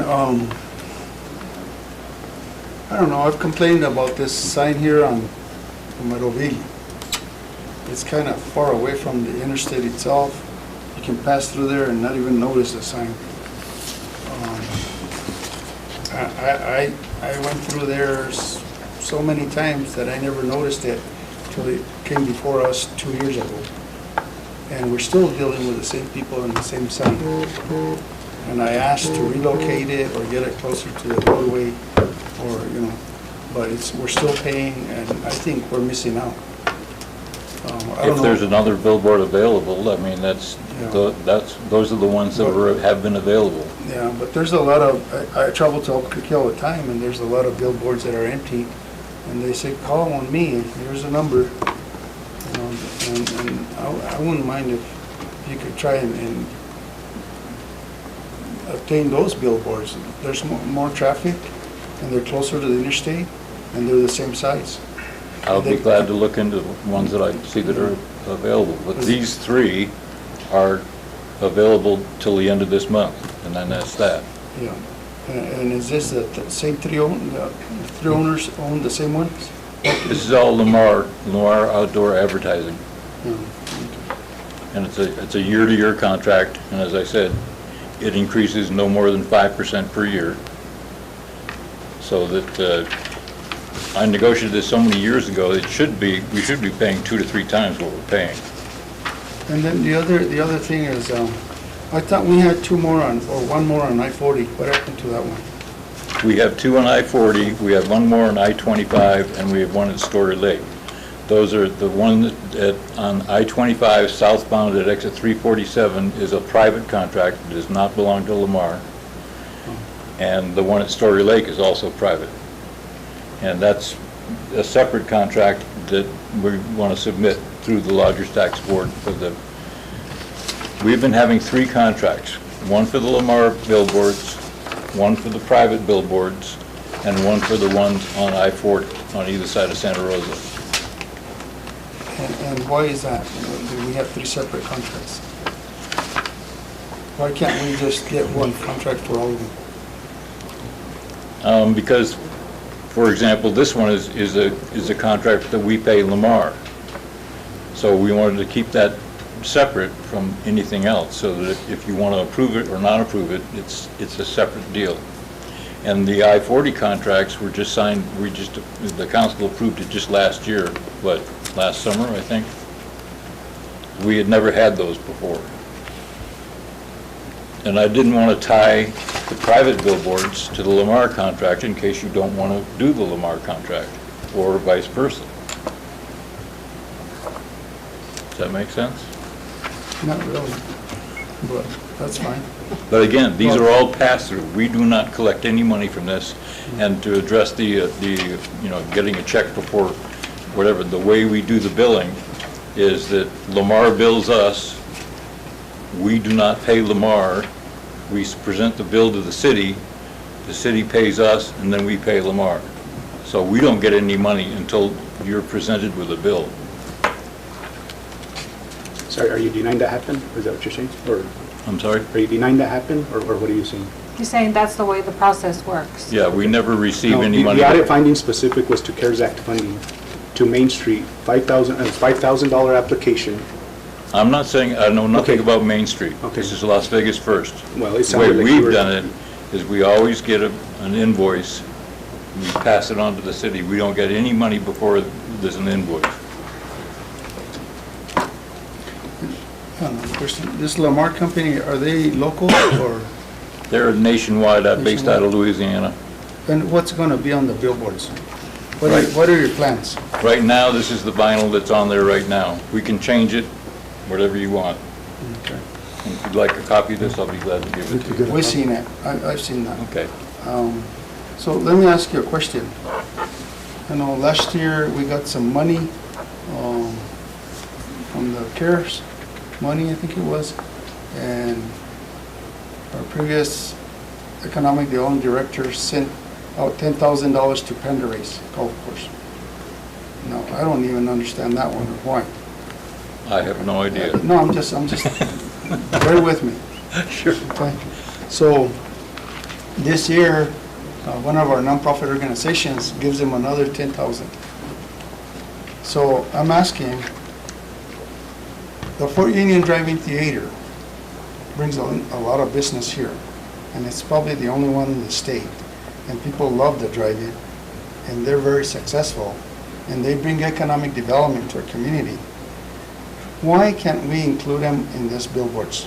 We can. Because you have different motels, different things there, and I've always been told that because they're not a part of some certain organization, or they don't pay dues, or whatever reasons there is. But why can't we include them on there and advertise our community fully? Because they do bring a lot of economic development to this community, whether we like it or not. They shop here and they put gas here, they stay overnight here. And I believe one of the billboards that was done before COVID had featured Fort Union Drive-In. It had a Thunderbird with the drive-in. Remember that one? That was us. yeah, and I heard they took it down too. Once they heard about it, that it was on there. No. Yeah. The city But decided they wanted I'm to just asking advertise you COVID. to be fair and to include everyone that contributes to our community. Thank you. Madam Mayor Pro Tem? Any other comments? Just one more. Okay. Why is it that we didn't get a copy of that contract with the billboard company? It's in your packet. It's the last page, I believe, of the contract.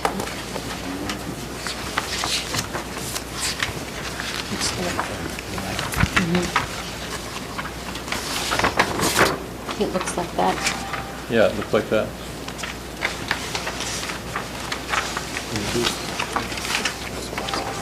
It's not in our, Yes, it is. it's like, I don't have mine. Mine doesn't have it. Oh. I downloaded what was on the internet, on the website, and it was part of it.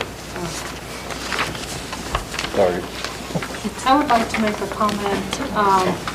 To me, the $8,126 is a wonderful bargain for 3 billboards. When I was the CASA program director, I paid $5,000 for 1 billboard, and that was the one at Romeroville. And that was the cheapest I could get it at that time. And that was 8-9 years ago. And so if Mr. Goodwin was able to negotiate a contract for $8,126 for 3 billboards, I say, wow, that's awesome. And although that billboard that you mentioned there in Romeroville, we got more attention from that billboard than we had ever gotten from any social media or anything else. And as a matter of fact, people that drive into Las Vegas, for some reason, always look to, the right, and there it is. It's like, oh, what a neat billboard, I didn't know it was there. And so those are, so I think everybody just has different experiences with the different billboards.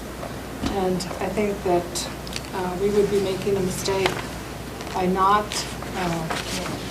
accepting this contract. And as Mr. Goodwin said, they don't get any money. And I do have proof of that because I have a printout of all the lodger's tax dollars that have been spent from July of this year to May 13th or something like that I got from Mr. Chavez. And it does show that the city makes out the checks, and then those are paid out to the billboard companies. So there's no money that's being kept by Las Vegas First Independent Business Alliance. They're not making any profit off of this at all. As a matter of fact, they're doing us a favor. Any further discussion? What is the pleasure of the council?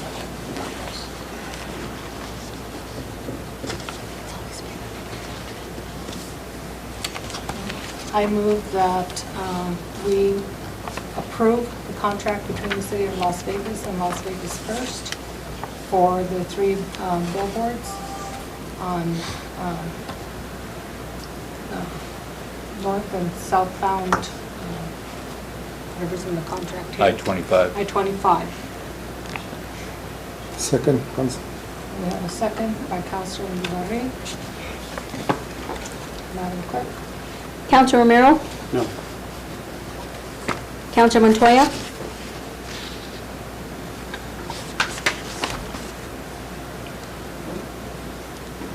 You're gonna look at getting that one in on May 25th? I'll look at it. Santa Fe and Albuquerque. Okay.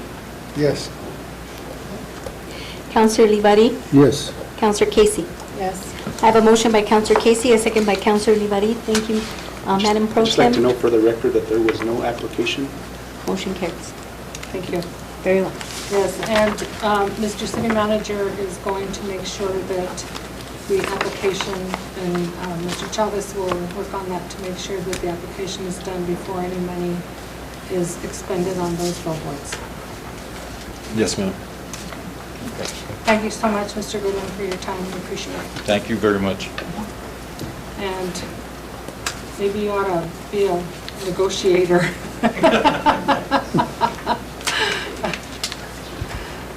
Moving on to business item number 2, request approval of lodger's tax funding in the amount of $4,800 for marketing of the Las Vegas First Business Alliance Fridays Al Fresco, the summer session. Mr. Maestas? This was an application that was submitted by Las Vegas First with Ms. Suzie can give some information tied to this package that was presented.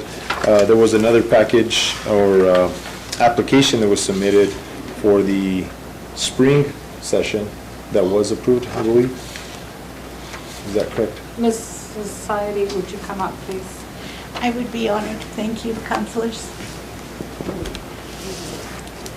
My call from Montana said I would be here to answer questions and that the city manager would be doing all the presentations. So I can possibly fake it. I don't have it in front of me. We applied for the money for Fridays Al Fresco on Halloween. Last October was the deadline, and we were told that that would be the deadline for getting any money over any time for the summer. And so one of the problems we have was that we asked for $15,000, which is for, 20 concerts, something like that, between 15 and 20 concerts, pre-wildfires and cancellations and postponement and all that. And we were told that they could only go up to $5,000 per event. And I tried to explain that there were 15 events. And they said, yeah, but $5,000 per event. So we divided it into 3 sections. The first was spring, summer, and fall. The spring event was approved and and supported by the city council for advertising Fridays Al Fresco. And it goes along with our MOU that we have with the city to be doing this collaboratively since for like 17 years. Las Vegas first founded it, ran it, raised the money to do it, and then, oh, thank you, sir. And last year, my understanding is that the city said, let's start it early and run it longer and we'll help pay for the bands. And so that sounded like a great idea, and it was done collaboratively. And we found out over the last year that collaborations between the city and nonprofits are kind of tricky because we all have our own way of doing things. The city's used to running their shows and Las Vegas First was running ours. So I offered to play Henry Kissinger and see if I couldn't get everybody on the same page and working together, and agreed. So we have an MOU that's signed with the city that says that Las Vegas First will create the committee that selects the bands, and Las Vegas First will do the advertising and the marketing. And we were told that part of our agreement was that we would do it in a timely fashion with lodger's tax. Well, some of spring was postponed, so we didn't even have all of the events in spring, but we started advertising in April, before there was a fire. We spent some of the money on advertising. And the city has included in the contracts that if the event is postponed, the nonprofit has to pay every cent that they have themselves. Fortunately, this wasn't canceled, it was merely postponed. And so if you want us to go right into December with the snow and everything, we can do that too. But my plan was to spend no more of the money that we had for the spring session, but start with the summer session, which will be starting in this next Friday, actually this Friday night. I asked the city manager who was, how this was being directed, because originally our contract was for April through September. And then we found out that the Cipriano Aguilar event was included in that schedule. And so I asked him when we start, and he said, we start this Friday. So we've started advertising this event. We're certainly as grateful to Mr. Aguilar as anybody anywhere. And the rest of the community, and so we're helping to advertise it, even though we were in charge of that contract or the next few. We had, like I said, we had some issues organizing the collaboration, but I think we have it under control now. Mr. Griego and Leo, Mr. Trujillo, I'm sorry, I'm not used to this whole last, and city manager, they've both been wonderful trying to help us work things out. I'm grateful to have worked with both of them. So here we are asking for the summer session and for the fall session. If we don't spend all of the spring session, which we won't at this point, we will only request to have reimbursed the one part we paid for, and that was for Fridays Al Fresco will start eventually, because as soon as that's the wording we used. We didn't have a date at the point we wanted to, but people were begging for it and asking for it. So Counselor Casey, Counselor Romero, sorry. You two look so much alike. I just want to thank you, Susie. I know in the spring session, there was kind of some concerns that I had, and maybe there was, the visual of, conflict and with Mr. Ledger, and then putting the application, you guys took care of that. So with that, Madam Mayor, I know Susie don't like to be in the hot seat, so be nice to her. So with that, I make a motion to approve the Dodgers tax funding for the summer session. Second amendment. Is there any further discussion? I do have a discussion. Okay, Counselor Ulibarri and then Counselor Thank you. Montoya. It's a great event, a very great event. This Friday Fresco is our, people go out and they have the time to go, they love it. We get a lot of people from out of town. I'm always having people call me and tell me, hey, it's a great event. So by that, I do love what you guys are doing. Thank you, and thank you for all the work you guys do. Thank you, sir. Thank you. Counselor Montoya? Miss Susie, are you being yourself today? I don't know which self. I think I'm a board member a board of directors member for Las Vegas First, and I'm executive director of Las Vegas Arts Council, and I'm a community fan girl. Because I've been hearing a lot of, I don't know if I am here today or I'm myself today. I've been having a real hard time, So sir. I hope you'll get better at that. Thank you. I have anesthesia brain, and I can get a note from my doctor if you would like it. So if I answer anything poorly, it's not really my fault. I blame the surgeon. No, the only questions I had was, or comments, is, so we're having 6 events at $800 an event right now. And that's for 2-hour shows. So we're paying out $400 per show, or per hour? No, sir, the band, the contract that we're using was actually, the dates and the times were kind of written in by the Mr. Aaron, by the city attorney. And they're supposed to start, and the music should start at exactly 5:30, and it should, and I don't even have a contract in front of me now. But it ends at, I think it was 8 o'clock or 8:30. Thank you, whoever is helping me. It's a 4-hour show, right, Chuck? Yeah, it's 5:30 to 8:30 Yeah. for a total of $400. So it's $200 for 2 hours, $100 an hour. $100 an hour. It depends on how many musicians are playing. We're paying the band $400. Well, actually, the city raised the, without, I don't know that it was actually something we had to agree to, but the city paid $500, I think, last year for each band.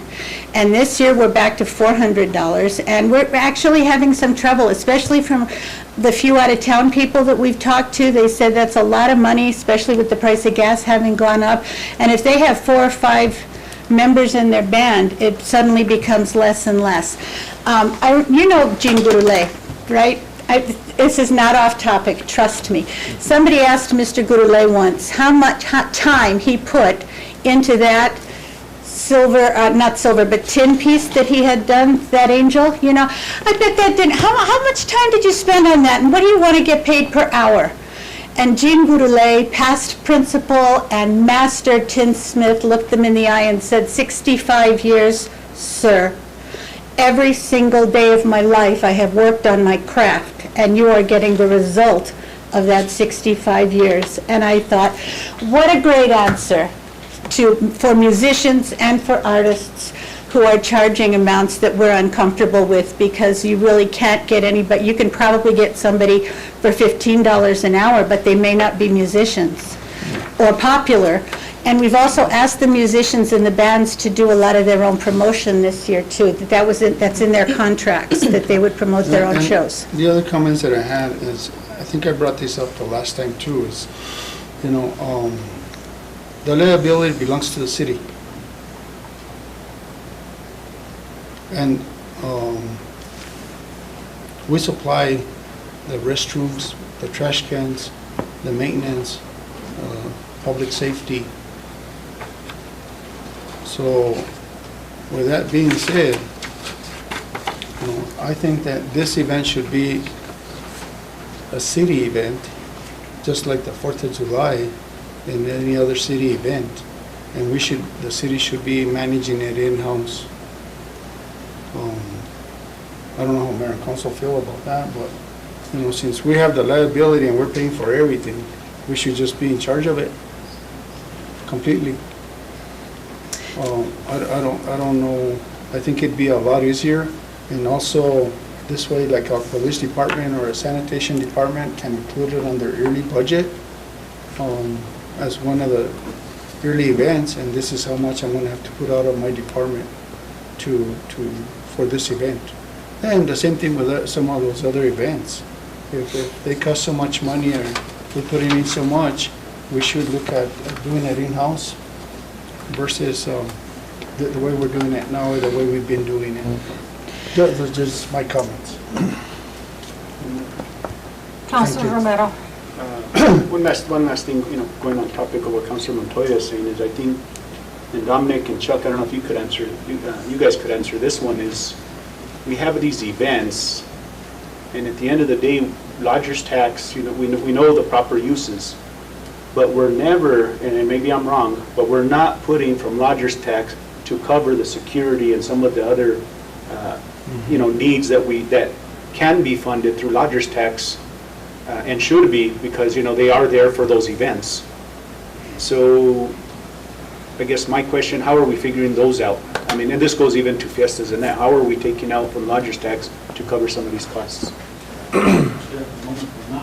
And that's what I'm saying. So start this year, Councilman, I'll be keeping track of that, with right out Fresco and Fiesta, and salute to troops and give right all the During, if I may, Councilor, during our directors' meetings, I've asked all the directors that have some input into these events, public safety, solid waste, streets, to come up with the budget for their overtime so that we can incorporate those fees or costs into our budget that are tied to lodger's tax every year. I don't know if that was done in the past, but that's monies that we need to be incorporating for our overtime. And we're itemizing that for this year's. From lodger's tax. From lodger's tax, tied only to city events. Yeah, because we're kind of like really losing out on this one. I mean, we're winners as far as the concert and the events and all that. Thank promotion you. and all that. I agree. We're winners there, but if you're looking at it from this side, we're losing out because we're putting in all this revenue and we're cheating them. We're cheating our departments because we're pulling from their budgets every time there's an event, and we're not preparing that for them, and we're not getting reimbursed through lodger's tax, and we can, and we should. So that's something that we need to work on and get it done. And this way, every time anybody has an event and has a request, well, guess what? 10% goes to City of Las Vegas for public safety or whatever. Thank you. Councilor Uwagi. I do have a comment because, we've been doing our 4th of July fiestas for years and years, and, we haven't, we do our public safety, we do our, everybody that picks up the trash, all that, and it's never been put into a budget or whatever they have to, how much overtime they're using, this and that. But the city has been paying for all these for years and years. And it does make sense that we need to have lodger's tax or some kind of things to overcome our expenses. Well, I would just suggest that since the city is co-sponsoring it, the city should have requested the lodger's tax or told us that they wanted us to do it. All we were asked, and as far as this year's concerned, the MOU is signed. So and I offered to void it actually because of the changes. So, and because we weren't exactly sticking to it real tightly. So I just think that I know for a fact that when this was first brought up, I went to the board members of Las Vegas First, who for 18 years went door to door to raise the money from different local businesses to sponsor each one of the bands. that did all the marketing, that do all the poster distribution, that have done all the work every other year. And for the record, I'm 68 years old, and I clean the park after every Friday's al fresco. You can ask anyone who's attended until it's over. There isn't a single scrap of paper left anywhere in the park, and we use the park trash cans. And you're right, Plaza Hotel asked the city to stop using their restrooms, and so Chuck arranged for the others. But Fridays al Fresco was started as Las Vegas' first way to thank the businesses in the city and the community for working with them, for making this a vibrant, positive town. And Las Vegas' first 18 years, I don't know how you feel about it, but they feel like those 18 years count for something, and that a good deal of the reputation that we have is based on how hard everybody from Las Vegas first worked. We show up every week. We do the tickets to encourage people to give us their, we get like a donation from Joaquin at JC's Pizza. Thank you. And so the only reason that we can tell you how many people come from where is because we go to the trouble of not selling those raffle tickets, but trading those raffle tickets for zip codes. And so we can tell you how many people are coming from out of town. So you're a co-sponsor, your logo, the city logo is on everything along with Las Vegas First. And I think that there would, it's absolutely your decision, because when I mentioned this to Las Vegas First, they said, well, we could go back to doing the whole thing ourselves. We could do that. We could raise the money, do the lodger's tax, we could do this ourselves. And then we were told that we couldn't be sure that the city would necessarily give us permits if the city wanted to take it away from Las Vegas First and say your 18 years are not relevant. At this point, we think we can do a better, more efficient job. And in a lot of ways you can, but you have an awful lot of volunteer power you get from Las Vegas First, doing the marketing, doing the designs, getting the posters printed, getting the advertising out. You get an awful lot of volunteer time from a nonprofit that nobody gets anything unless they are a professional musician and paid to play with the band. Then they can get paid. Madam Mayor, call for the question. Is there a motion? There was a first and a second. Okay, I'm kind of lost track here. Counselor Casey? Yes. Counselor Romero? Yes. Counselor Montoya? Yes. Counselor Livari? Yes. I have a motion by Counselor Romero, a second by Counselor Livari. Thank you, Madam Mayor Pro Tem. Motion carries. Thank you. Next item. Number 3, request approval of lodger's tax funding in the amount of $4,800 for marketing of the Las Vegas First Independent Business Alliance Fridays al Fresco Fall Session. Madam Mayor Pro Tem, I make a motion to approve the funding for marketing for the fall session. We have a motion from Councilor Romero, a second from Councilor Montoya. Is there any discussion? Roll call, please. Counselor Livari? Yes. Counselor Romero? Yes. Counselor Casey? Yes. Counselor Montoya? Yes. I have a motion by Counselor Romero, a second by Counselor Montoya. Thank you, Madam Mayor Pro Tem. Motion carries. Thank you. Next item. Moving on to item 4, request approval of lodger's tax funding in the amount of $1,164.62 for marketing of the Las Vegas Art Council Spring Benefit Show. I guess you're it. I make the motion to approve the lodger's tax funding amount for the Las Vegas Arts Council. Second. We have a motion from Councilor Romero, a second from Councilor Livari. Is there any discussion? Being none, roll call. Counselor Romero? Yes. Counselor Casey? Yes. Counselor Montoya? Yes. Counselor Livari? Yes. I have a motion by Counselor Romero, a second by Counselor Livari. Thank you, Madam Mayor Pro Tem. Motion carries. Okay, before we go on to item 7, I would like to introduce our new Community Development Director, Amy Weiser. Amy, would you stand up so that people can, I don't think they can see you very well because the light is shining behind you, but if you'll come up and just say hello real quick and... Is the applause allowed in this particular? Yes, it is,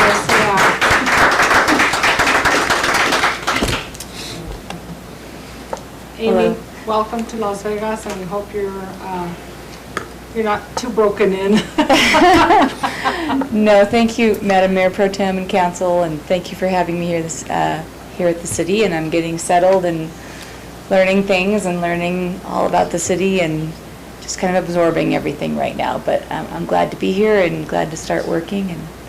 And yeah, if you have any questions, reach out to me. I know a lot of the councilors wanted me to see their wards, so I'm starting with Councilor Montoya, and I'm sure I'll see the other wards with the other councilors in time. So I have an email now, I have a desk, I have a computer, so you can find me.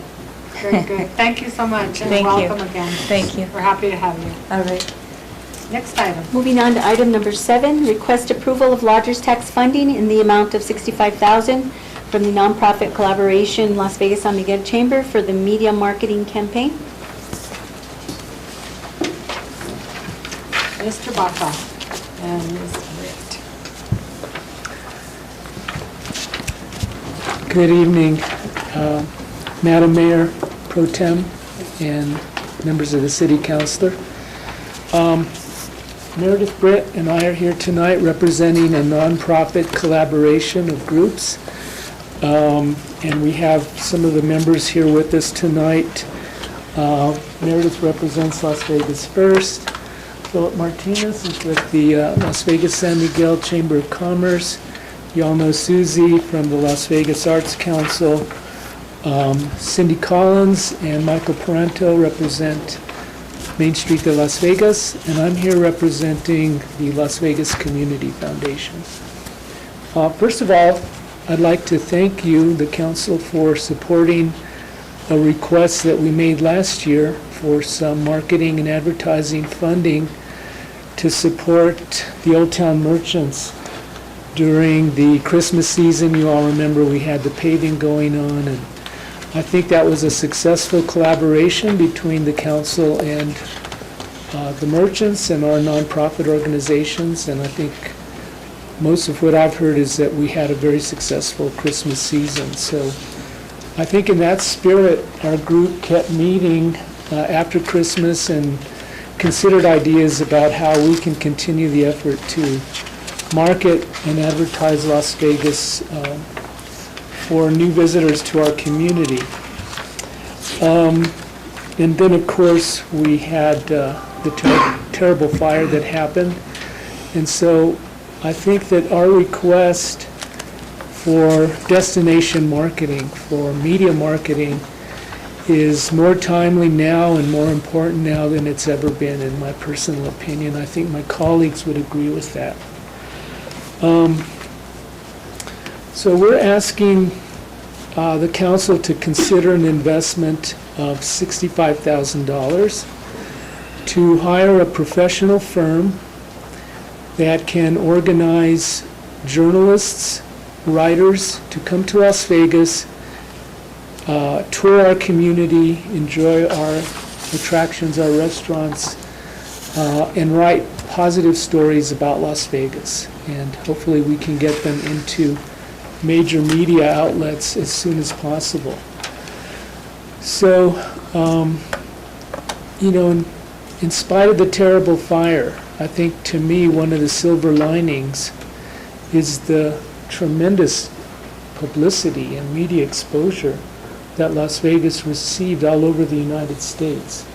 So I think there's great interest in our community. I think there were very personal stories that were being told in the media about people who were impacted by the fire. I think there's a great narrative about Las Vegas in our region that is ongoing now.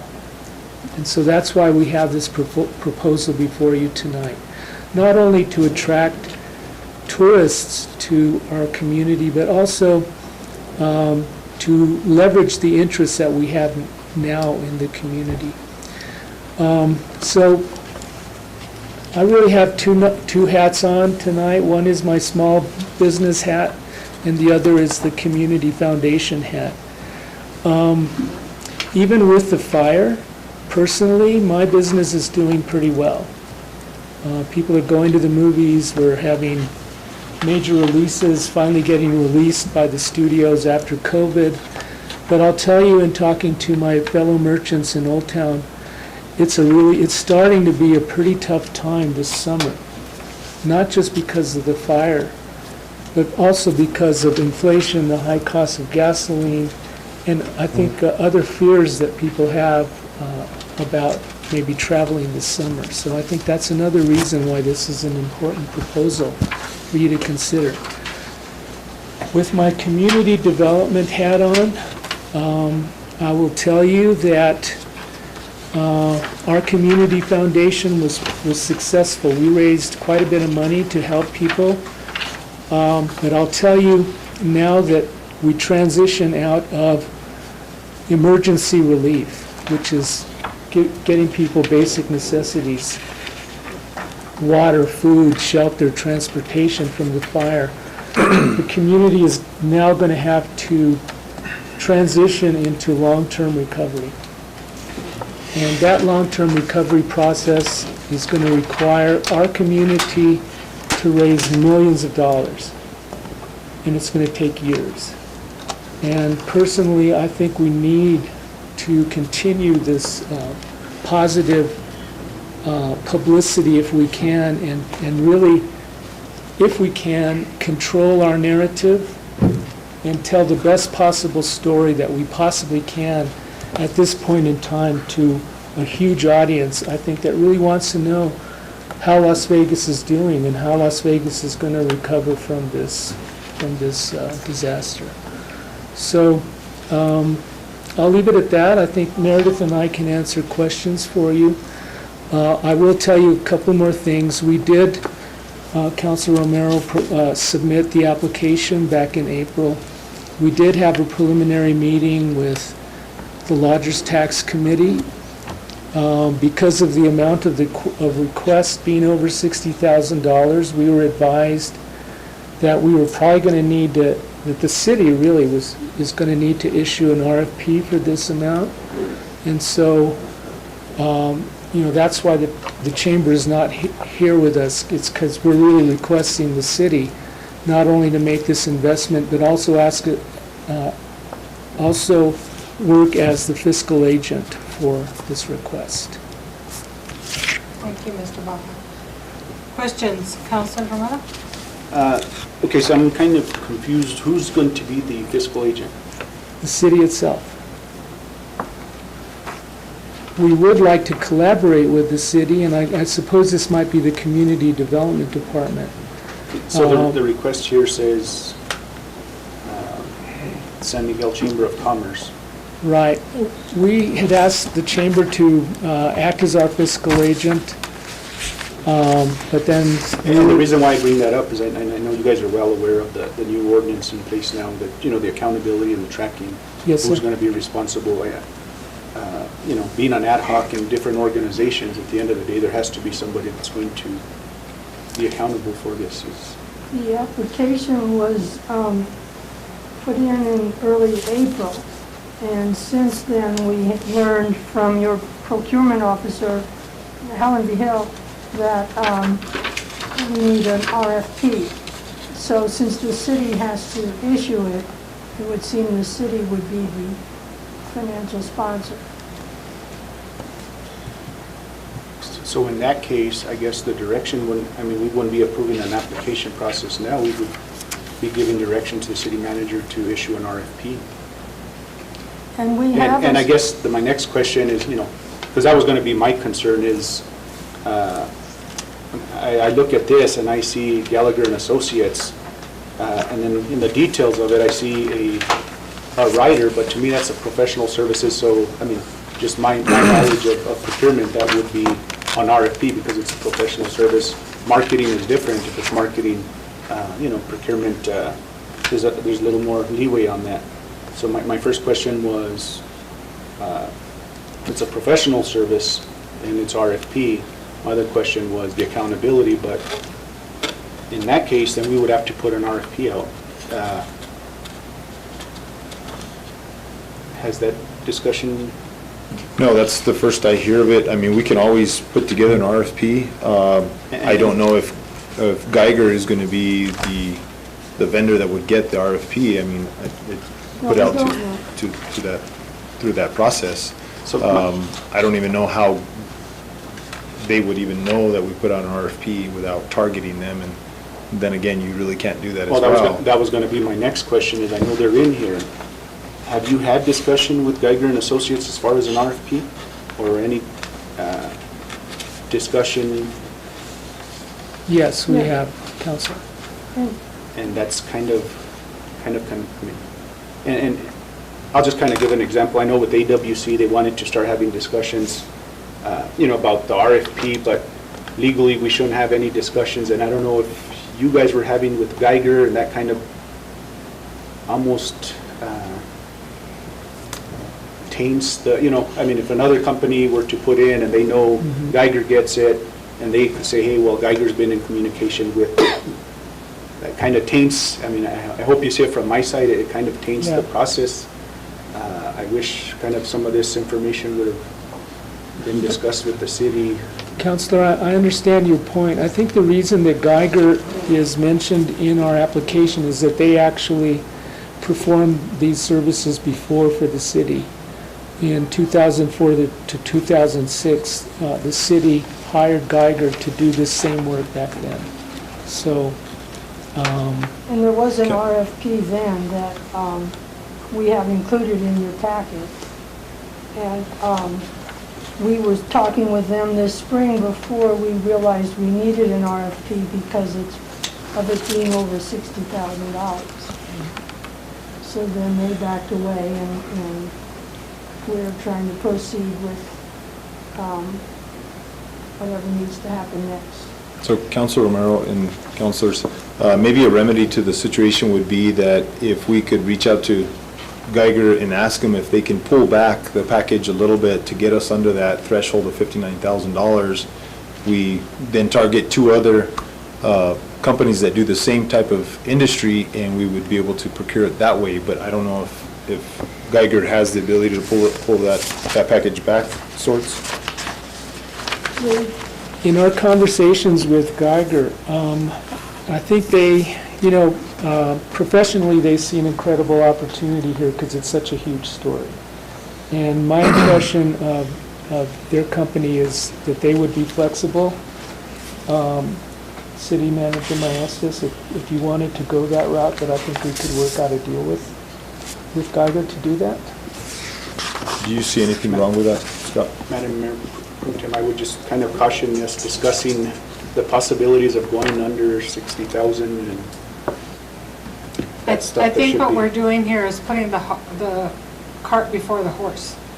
And so what needs to be done is to put out an RFP and see who responds. And if Geiger is truly interested, they'll respond. And if they're not, then they won't. The fact that there is a need for this is very clear to me. I was very disappointed, I think it was last weekend, that the Albuquerque Journal had an insert, a beautiful brochure, like a little mini magazine, with all the events that are happening in the state during the summer. Las Vegas was didn't even have one sentence in there about fiestas, about Fridays al fresco, about anything at all, nothing. And I thought, whoa, this is not good.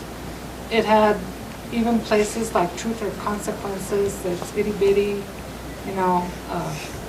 grants, all kinds of, cities and little towns were advertised. Las Vegas did not exist.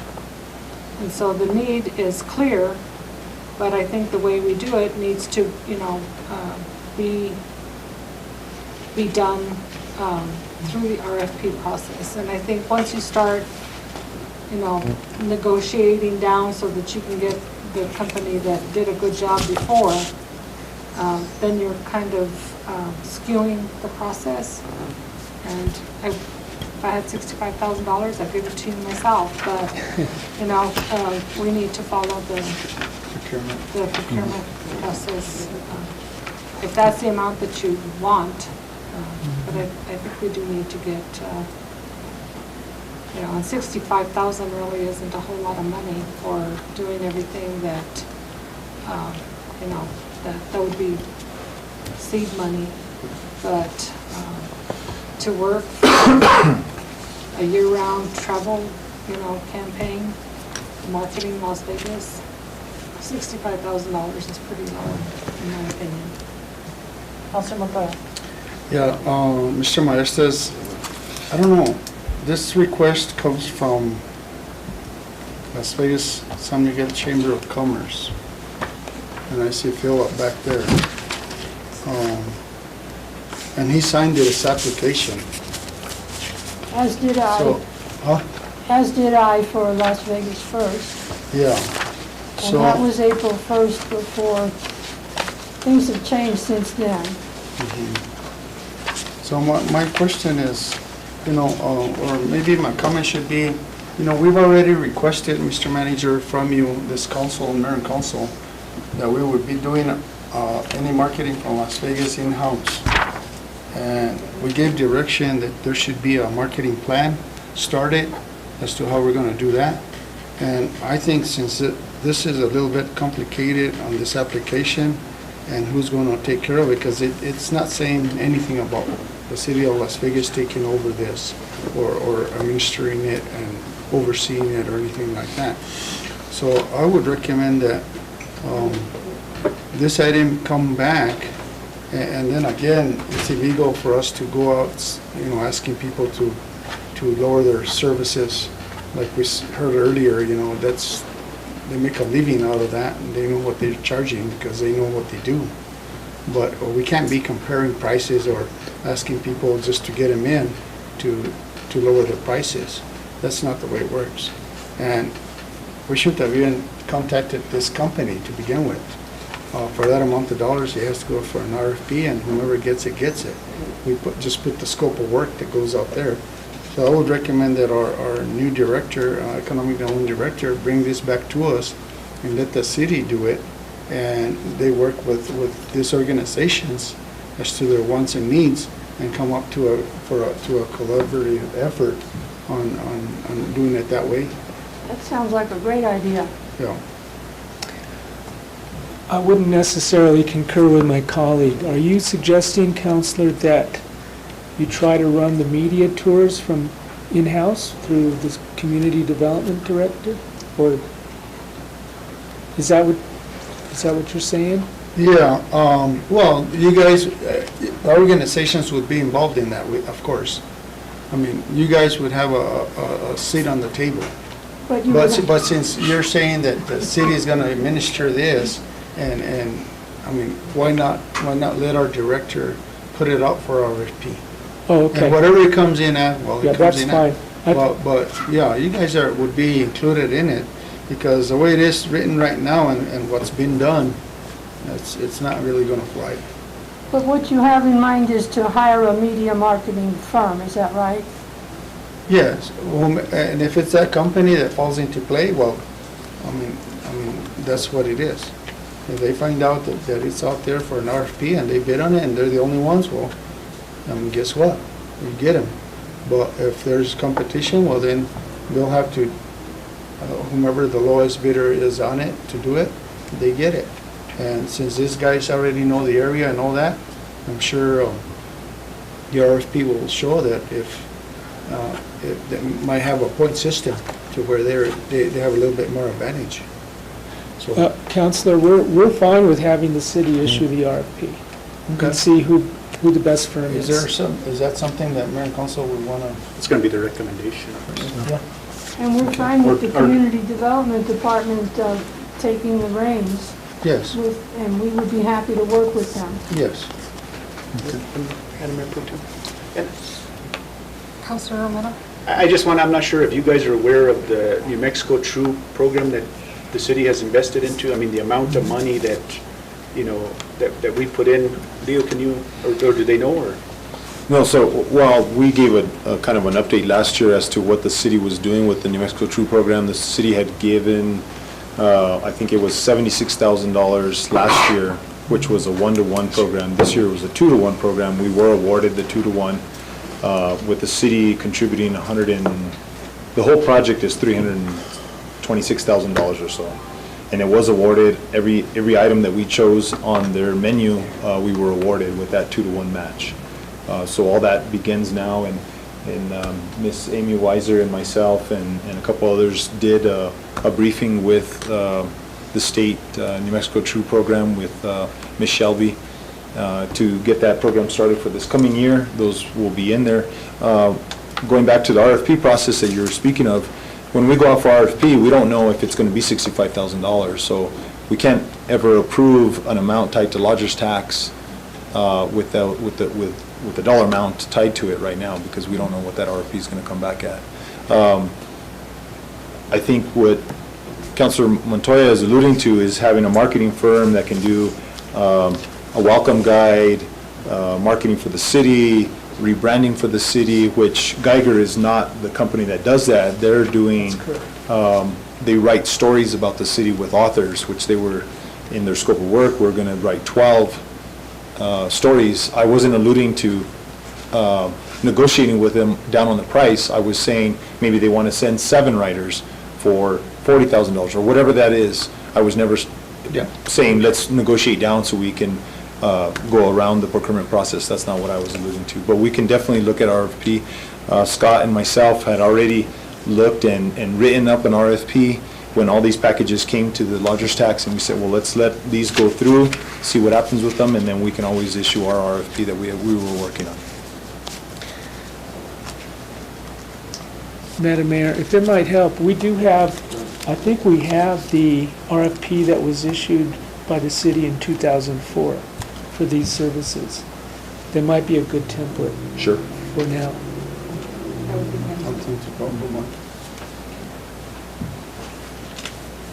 What's the pleasure of the council?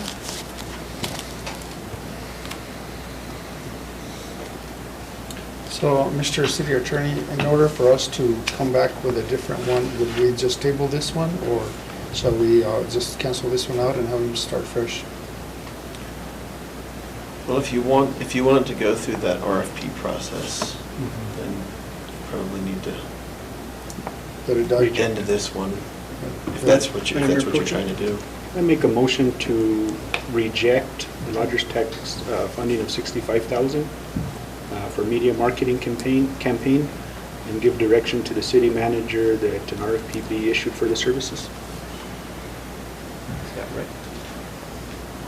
So rejecting this and requesting him to do an RFP for these services. Yes, for the city, by the city. By the city. Second that motion. We have a motion and a second. Is there further discussion?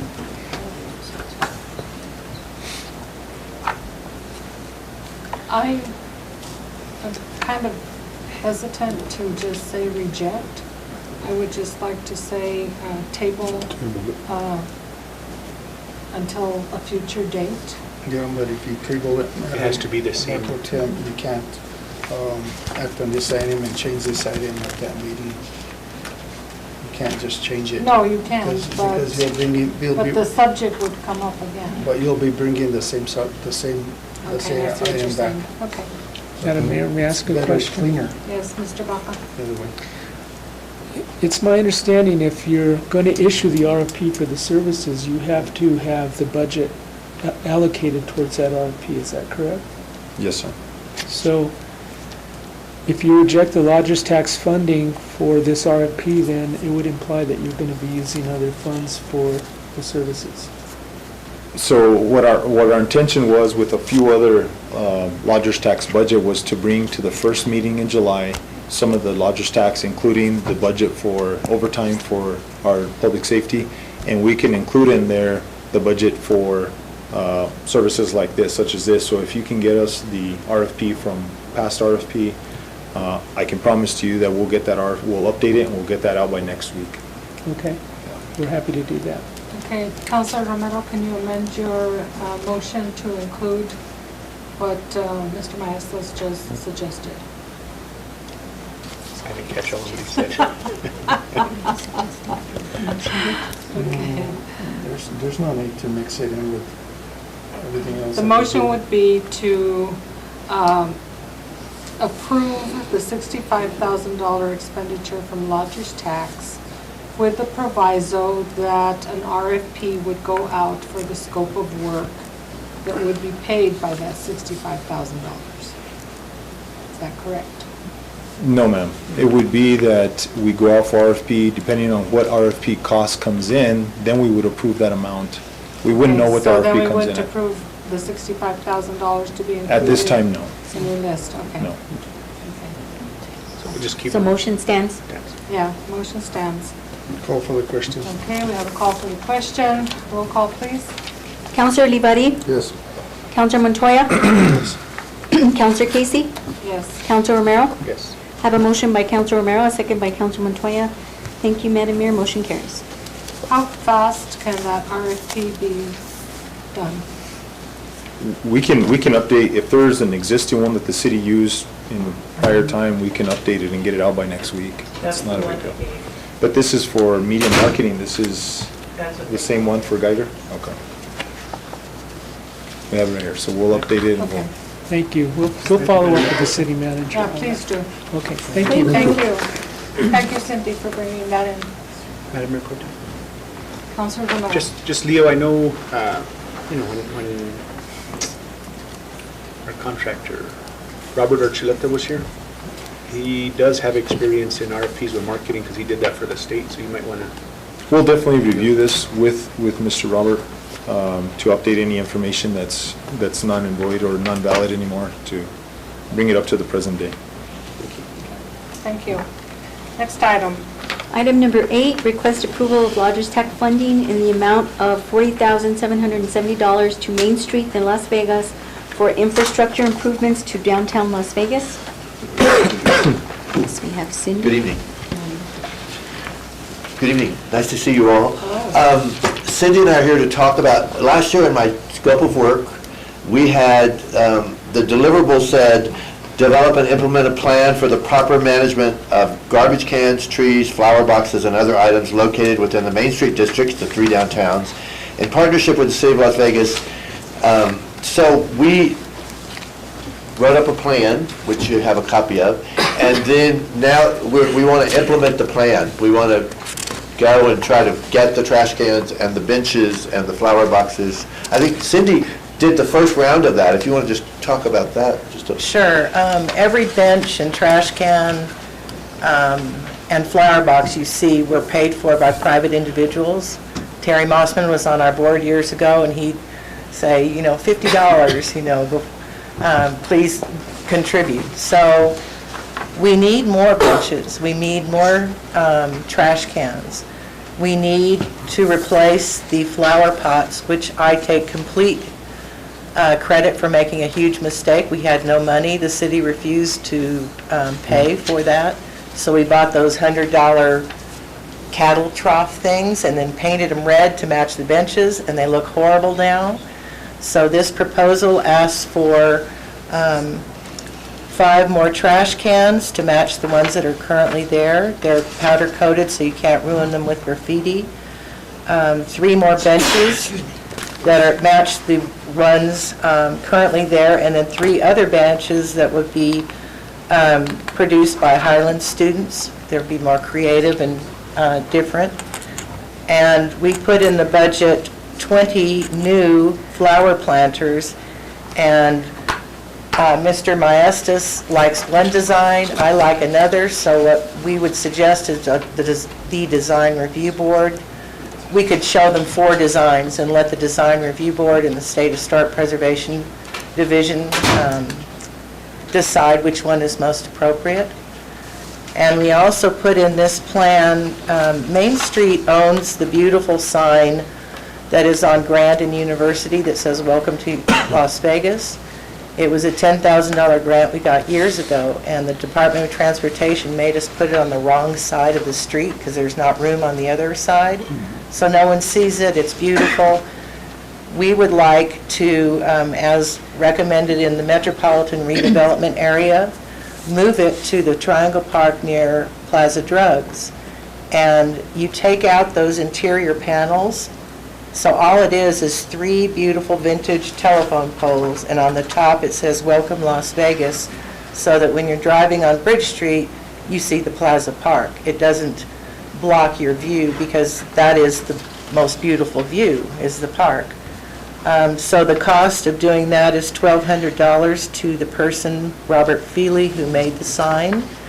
And he also installed it, so he knows how to pull it out of the concrete that it's currently in right now. And we're asking the city, I put in $2,000 to help us lift it out and then pour a new foundation at the Triangle Park. We tried to get this work done when the street was being repaved, and we were told, no, do it later. So that's why we're coming back. And the other item, our total request is $40,770.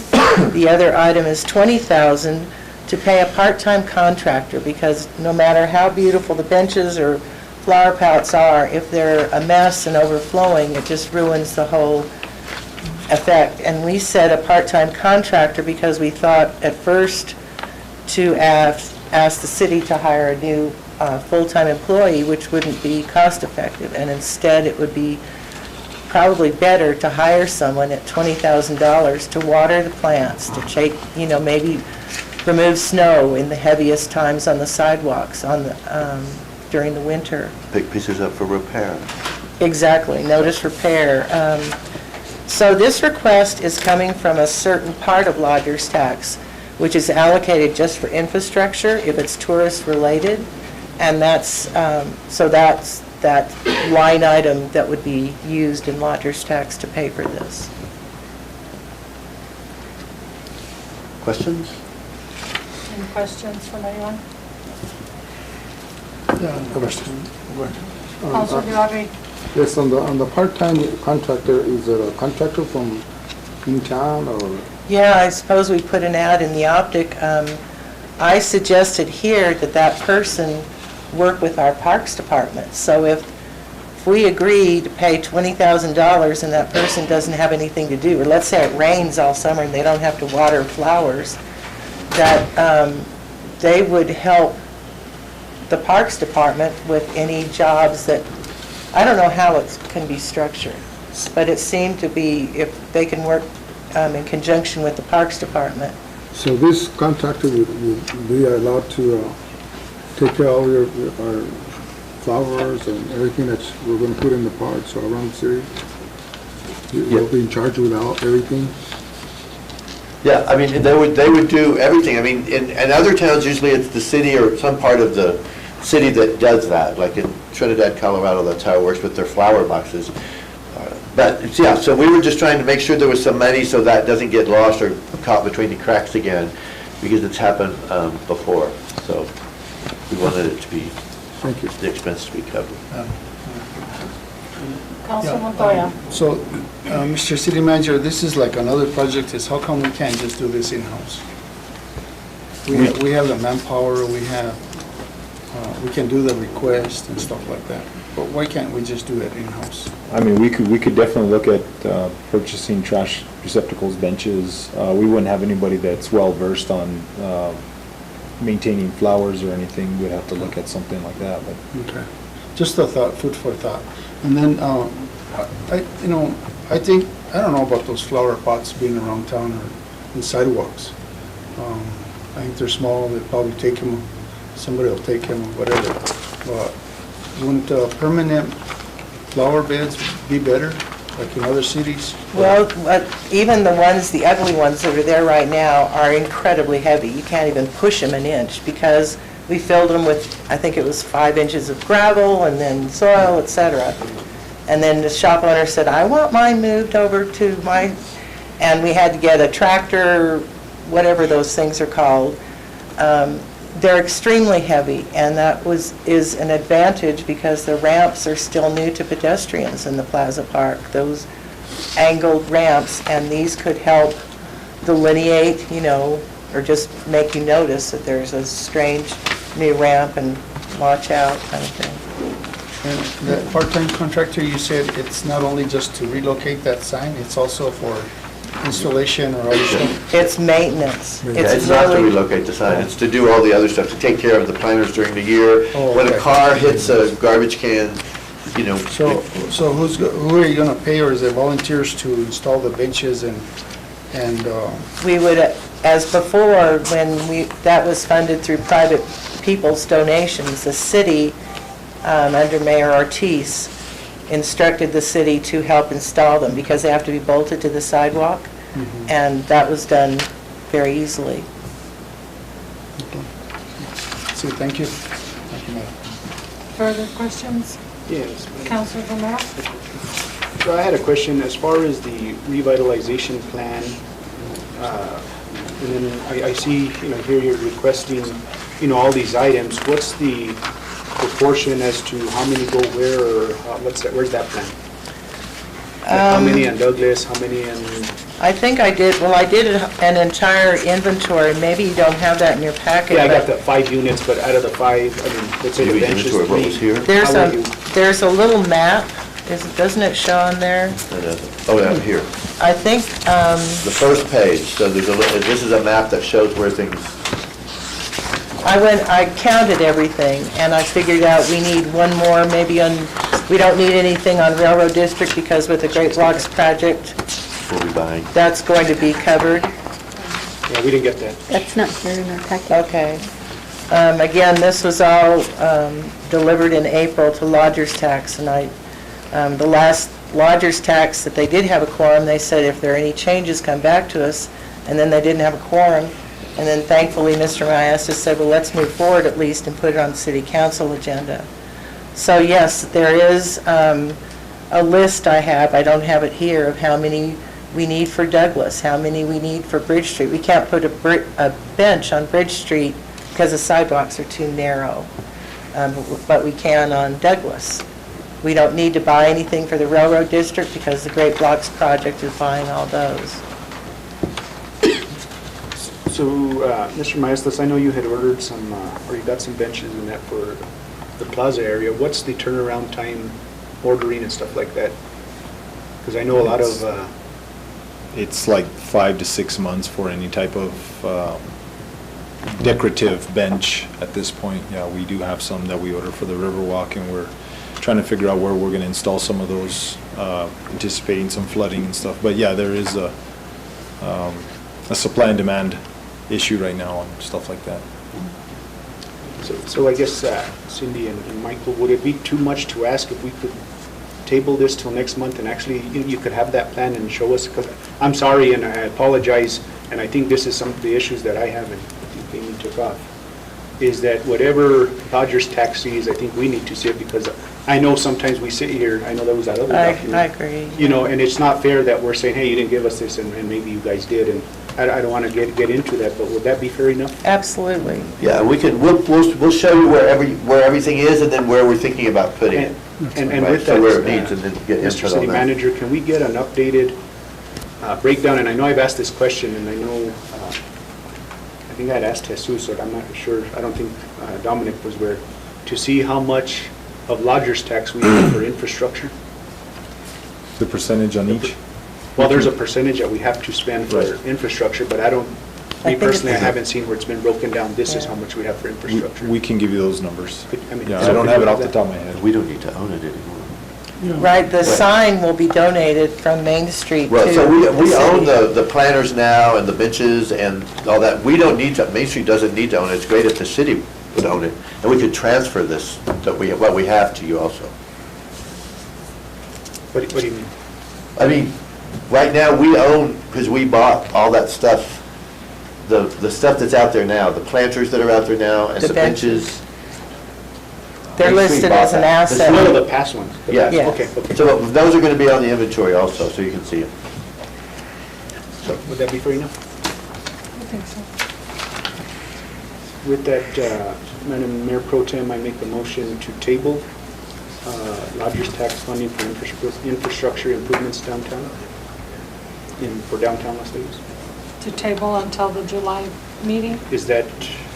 Sure. That works. And then we can maybe talk about how that person would work, that would do the contractors.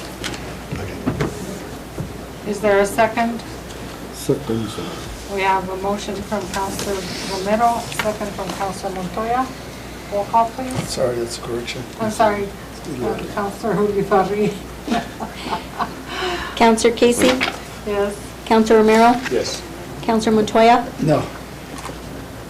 Counselor Olivari? Yes. I have a motion by Counselor Romero, a second by Counselor Olivari. Thank you, Madam Mayor. Motion carries. Thank To you very table. much. Thank you. Next item? Moving on to item number 9, request approval of lodger's tax funding in the amount of $5,000 for marketing of the Las Vegas Gay Pride celebration. Mr. Maestas? Mr. Chuck Grego.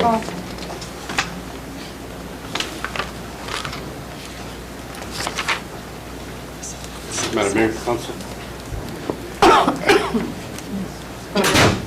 So the marketing for Gay Pride, the committee's been meeting. We kind of postponed our meetings because of fiestas.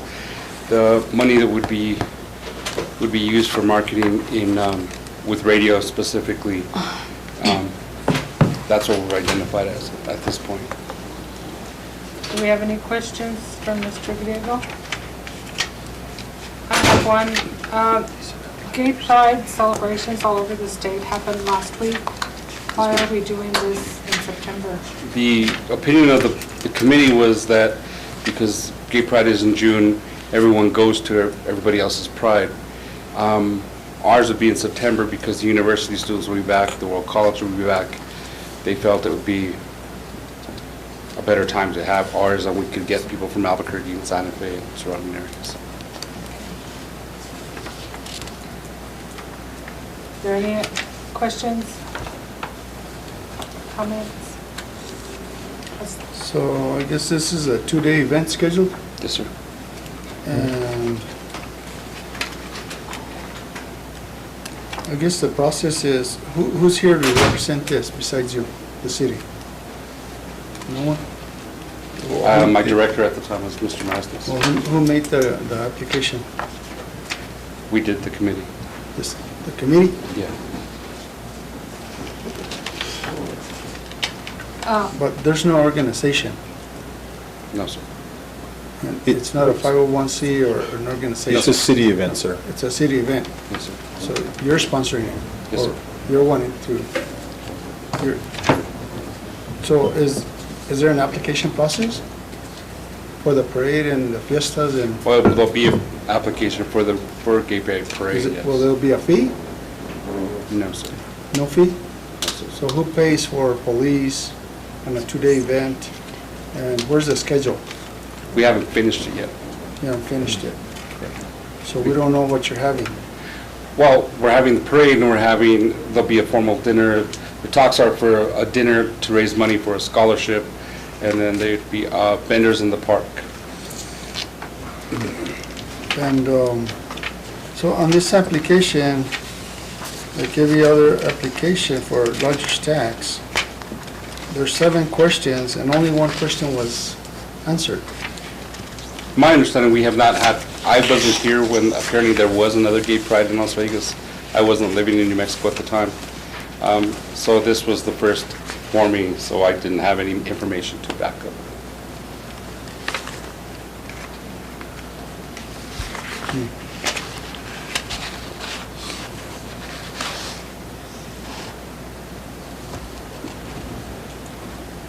Councilor Romero, do You you know, have any this questions? is another one of those things, Mr. City Manager, that I don't know if our departments have the budget to be doing all these events, or do they have that budget to do that?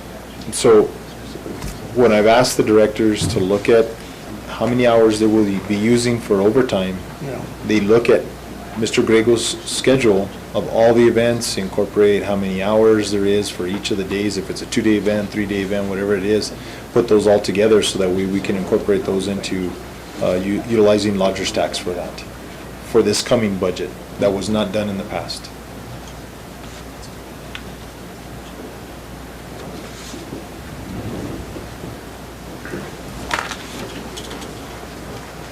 And who's paying for the entertainment? The money that we would get from the vendors, we would use that to subsidize the entertainment. And if you don't get no vendors, who's paying for it? The city.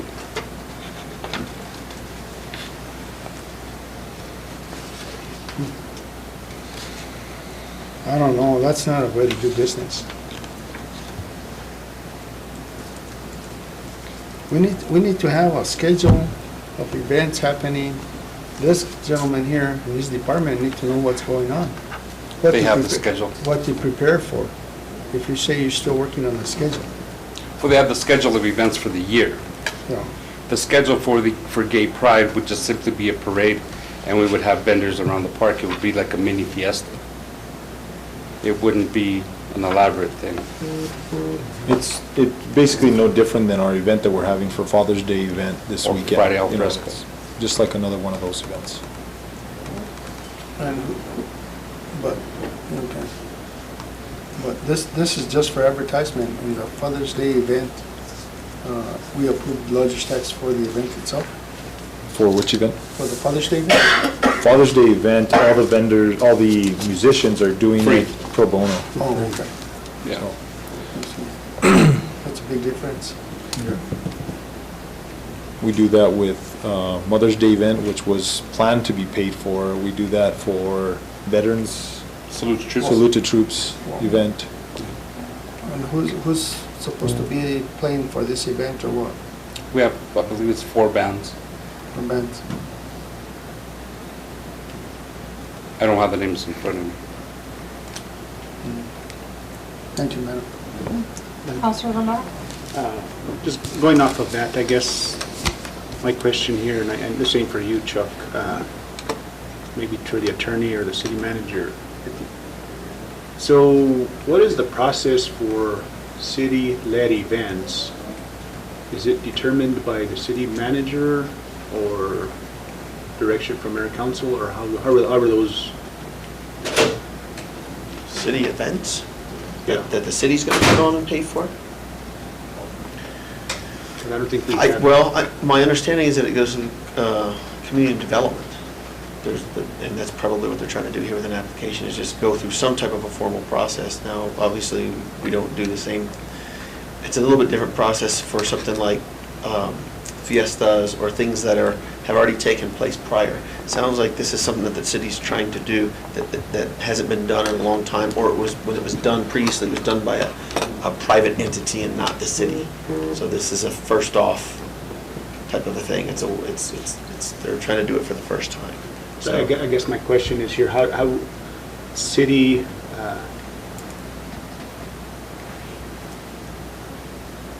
city organized, city planned, but at what point do we, let's use the Fridays al fresco. Another group comes out, says we want to do this, and now we get 100%, or I have an event, or a counselor has an event, or a counselor. At what point is the process that there should be a structure or a system saying, if you want to have an event, in order to first have community development sponsor that event, or, work on that event, I don't think we have anything in place for. I don't think the city's ever had anything in place for that, Just a structure for events is what I'm kind of saying is. We've always had the basic events, which was like the fiestas. Salute to troops. Because I know when we approved the lodger's tax, I don't know if it was the specific language in lodger's tax, the 5,000, we put, these major events sponsored by the city, which I think was Salute to Troop. Rough Riders. Rough Riders. Fiesta. Fiestas. And those 4. Yeah. But I'm just kind of wondering at what point, you know what I mean? We can't just, somebody within the city or, and I'm not talking about this event, I'm just, systematically talking about who develops the event and how, where do we put those checks and balances in, I guess? Yeah, so there's never been anything to my knowledge, that the city has ever implemented as far as a process of somebody presents an event and we either accept it or we turn it down. There's never been anything like that. This event was asked to be put together by Mayor Trujillo, and so we've done everything to try to accommodate that, and that's why we're presenting it today. In the lodger's tax, it says that these events can ask for more than the $5,000, which is the fiestas and those events. One of those is Rough Riders, which is not a city event. How that got onto that is, I don't know, I don't understand that as well.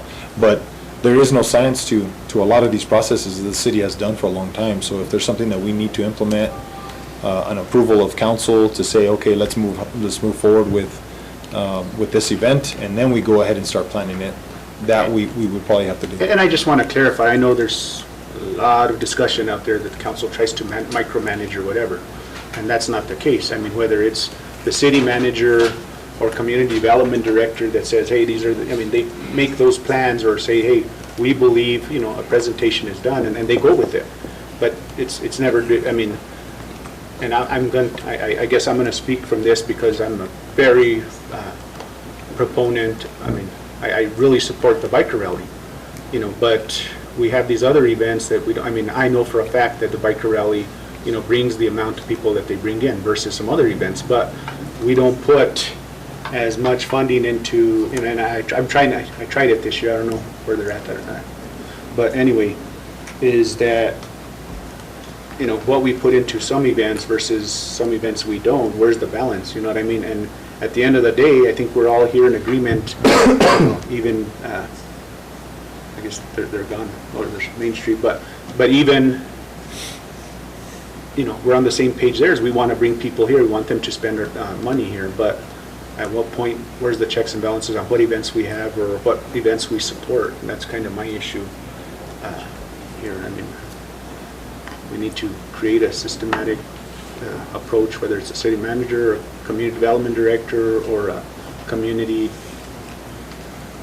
just something, because I just feel there's an imbalance as to, well, if I create an event, I don't think, city manager or anybody should say, this event should, whatever Councilor Romero wants, that shouldn't happen at all.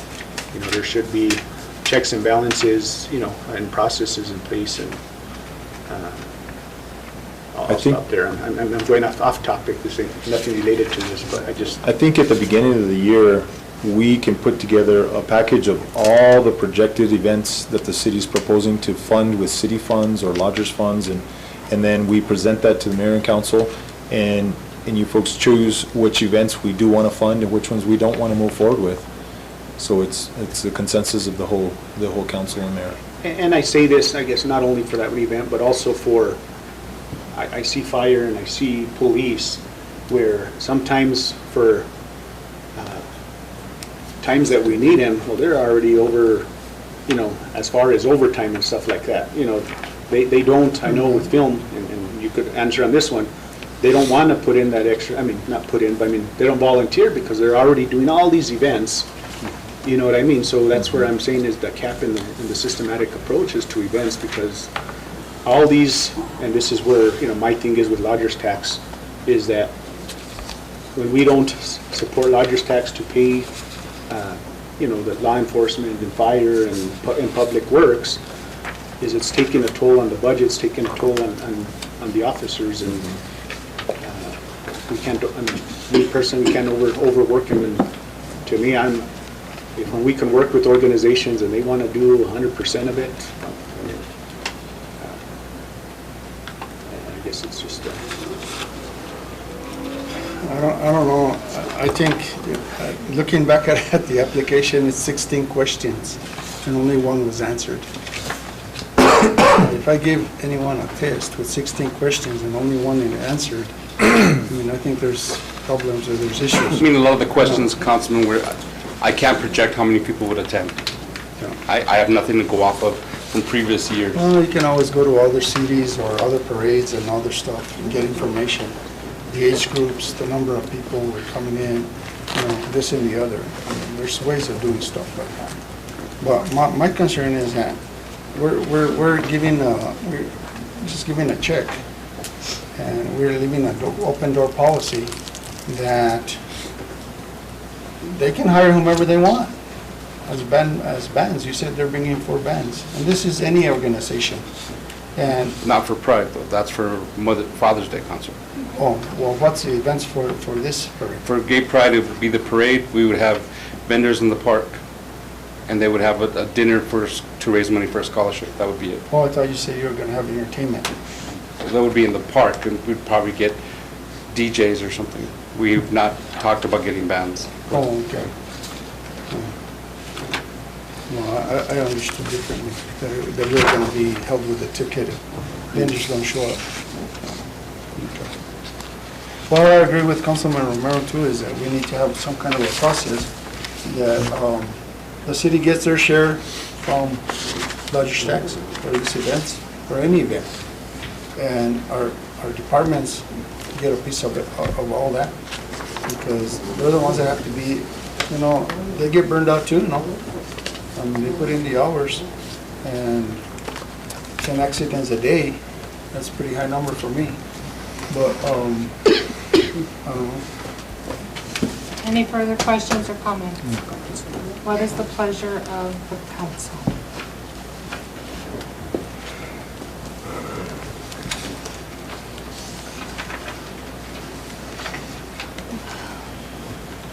I move that, okay, go ahead. Oh, go ahead.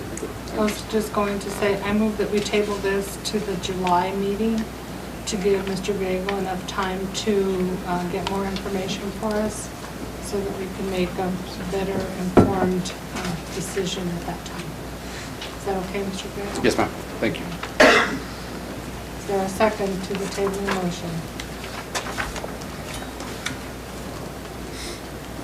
Motion. I lost my paper.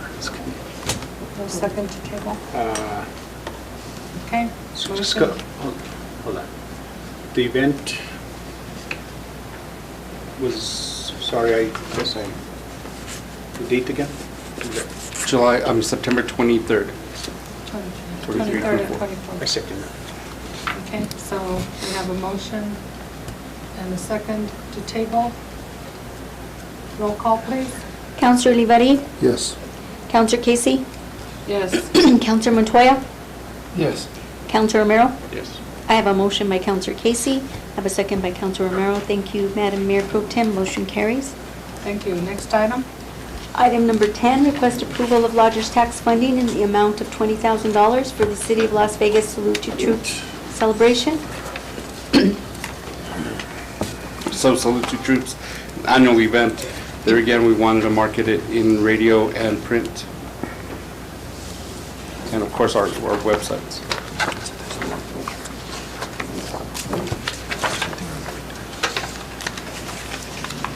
Are there any questions from council? This event was postponed last year, Yes. so that money never went out, and that money got diverted back to the general fund. I believe so. Yeah. Madam Mayor Pro Tem, I make a motion to request for approval of lodgers tax funding in the amount of $20,000 for marketing of the Las Vegas Salute to the Troops celebration. We have a motion by Councilor Montoya. Do we have a second? Second. We have a second by Councilor Olivari. Further discussion? Being none, roll call. Counselor Casey? Yes. Counselor Romero? Yes. Counselor Montoya? Yes. Counselor Olivari? Yes. I have a motion by Counselor Montoya, a second by Counselor Olivari. Thank you, Madam Mayor Pro Tem. Motion carries. Thank you. Next item. Item number 11, request approval of lodgers tax funding in the amount of $40,000 for the City of Las Vegas 4th of July Fiesta celebration. Mr. Briggs. That funding would be used to, we've been in communication with Channel 4, Channel 7, Channel 13, I believe, as well as KRQE. And then we have radio stations that we would like to advertise on as well, that target the state and the surrounding states, and as well as print and internet. Questions? Councilor Montoya. Sorry. Chuck, where are we going to put all these people in? Excuse me, sir? Where are we going to put in all these people when they come? That's what I'm worried about. Because I know that last year we had issues with, they had to bring their own campers. There's nowhere to put campers. At any trailers. given point in time, there was over 10,000 people in the park. Yeah. And yeah, 10,000 people in the park. At any given point. Yeah. And that is an issue for our police department and crowd control. And we just seen on the news how AR-15s are all out on the loose all the time, schools and so forth. So what's the plan for that? We've been talking to hotels in the community, and they're all sold out. People, I'm getting calls daily from people from out of state wanting to come, and they are bringing their RVs, and a lot of them are coming to town for the fiestas and then going to Santa Fe, staying in Santa Fe. It's a worry. I spoke to the deputy chief, and we've been talking about that. And again, this is overtime for our officers, which is a good thing, but they get burned out too. And nobody wants to be a police officer. We have 9 vacancies or so. I think the idea with that, So Council... do we ask Mora to come help us? Do we ask I have Santa spoken Fe? with I have spoken with them. Yeah? Okay. So I'm sorry, Mr. Manager. Sorry. I think the idea with marketing for this event is to get those day trippers from Santa Fe, from Albuquerque. They come for the day, they eat here in our stores, eat in our restaurants, spend some money in our stores, and then they go back to Santa Fe. You know, us, the city staff, are kind of stuck between, we're not doing enough marketing for the city from a lot of the nonprofits, and then we're now marketing too much to the community or to the neighboring community. So we're kind of stuck in the middle with what do we do? Do we market? I mean, obviously now we're dealing with fires and floods, and all our hotels are inundated with fire personnel, but in normal times we would want to market our events in the news and all the primetime locations. So we're kind of stuck between a rock and a hard spot. We are the biggest fiesta in the state, and it's going to be a lot of people. So also, Mayor Pro Tem Council, I've reached out to Bernalillo County and Mora so far today. Bernalillo County will get back with me hopefully before the end of this week. And Mora County is just requesting times and dates. And they've already made a commitment to come down here for the fiestas. Okay. Now, the other question I had is, so this is, you already have your budget for the fiestas? Yes, sir. And that's all okay for the bands and the whole works? Yes, sir. Okay. This is just for the advertising. Thank you. Councilor Olivari, did you have a question? I think we need with the advertisement, because we are gonna get we get more people in, we got more people coming in and spending more money in our city, looking at what we have. Because with everything that's happened to this small town, a pandemic or wildfires, and with something like this, that we have for us to look at, it brings more people in. I think it'll go out to the media, out to whoever they're putting things together, or they're showing what's happening in Las Vegas, but to me, it's a good idea. Thank you. Councilor Romero? I hate to always be the negative guy here, but I guess that's my label out there, is what they say. City manager, police chief, fire chief. Of course, we want 10,000 people in our park, right? Yes. We're also expecting our monsoons and evacuation plans. Valencia parking lot is one of the areas that, very threatened with, for flooding. On this marketing, Mr. City Manager or Chuck, let's say we advertise, I see how much the investment is, 30,000 in the news networks. Yeah. Which is, to me, it's awesome. Again, we continue to, besides what City Manager mentioned earlier, when New Mexico True, now 30,000 in TV commercials. That hasn't been done except for a commercial here and there with New Mexico True. But, this is direct investment with that. My point is if, let's say, right before the 4th or even before some of this stuff happens, can some of that be changed where we cut out those commercials? Because at that point, if we have a flood before that, or, I mean, if it happens on those days, I mean, I don't know, I just see all these things that we have to prepare for, because I could just imagine 10,000 people, or let's say 3,000 people parked alone in that Valencia parking lot, or in the Bridge Street, and all these different areas. Are we prepared for that type of? So, it's not really answering the question, but I mean, in the event that the fiestas do get approved, this is going to be the first time that we've obviously ever have had to plan for an evacuation for the fiestas. So we are planning that. It's best that we can, obviously. Counselor, is the question the security or the safety of people with a flood coming down the canyon into the city? We'll have well notice of that event happening so we can evacuate the park and parking lots anywhere in those inundation areas. We'll have well advance notice for that. If we have a storm here in the city, we're not going to see, it's a normal storm, but if it's a storm up in the canyon, we'll have enough notice to be able to cancel that day's event or whatever. And then also, I do understand, the concern of actually having the fiestas. But like I said, in the event that we do, we are doing our best to plan. We're definitely going to have a plan in place if something happens. And I guess my other part, Chief Span, is I know, Swiftwater Rescue and that, I mean, would you have the additional resources for those days to?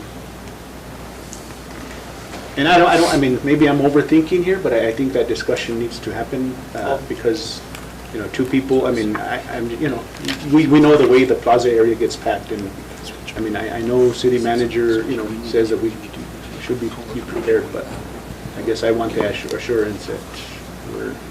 All of our staff works fiestas, none of our guys take off, and we've been working with county as well to try to get them in there. Some fiestas and to attend the Swiftwater Rescue training with us. That should be here in the next 2 weeks. So that training should be completed at that time. Thank you. Thank you. Are there further questions? What is the pleasure of the council?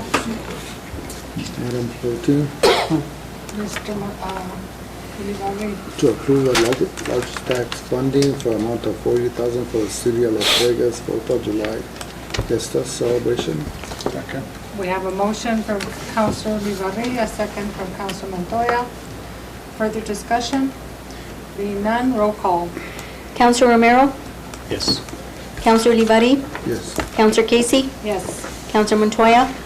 Yeah, and I'd just like to say that I've attended a few of the Fiesta Committee meetings, and I tell you, they've been working hard, and they've had a lot of challenges ahead of them, and they have 3 Fiesta Queens right now. Candidates. And thank you for all that you're doing with the committee. Thank you. I have a motion by Councilor Olivari, a second by Councilor Montoya. Thank you, Madam Mayor Pro Tem. Motion carries. Thank you. Next item. Madam Mayor, so a lot of that money, we could tailor it to the stations, to each station. If we need to make a special announcement, they are willing to do stuff like that. We did have that discussion. They will be coming to meet with the city manager and myself. Will they be producing it? Yes, but they want to meet with the city manager and myself so we could tailor those conditions. Great. So this package was intended to come before you a couple months ago, but being that there was no quorum for lodger's tax, we're here, a few weeks in advance. So being that we're so close to the event, we'll try to communicate with Channel 4, Channel 7, or whoever the package is with, to ask them if we can pull the package back a little bit and not utilize that amount of money. Being that we're so close, we're faced with all these other challenges. Good. Thank you. Is that in person? You'll have staff from city in those commercials or in those ads? However the channel wants to produce it, they'll let us know how they want to do that. But, well, if we appropriated that money, I mean, even if we go into another event or something, I mean, just expend it all. I mean, it's there. Right. Next item. Item number 12, request approval of resolution number 22-29. This is a resolution establishing reasonable notice of city council meetings in compliance with the Open Meetings Act. Before you, Mayor and Council, I have prepared this resolution that is required annually.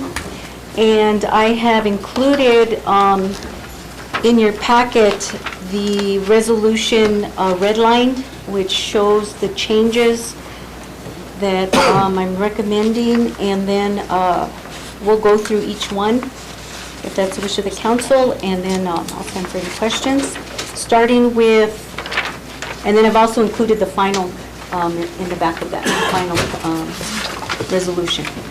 So the first change there on page 1, and I've also numbered it so we could go by lines if you have any questions. I've included on line number 41, actually 40 and 41, or via virtual software is provided by law. That's so that when we have our virtual meetings, need be. Also, I've added, and this is under regular business meetings, this whole paragraph.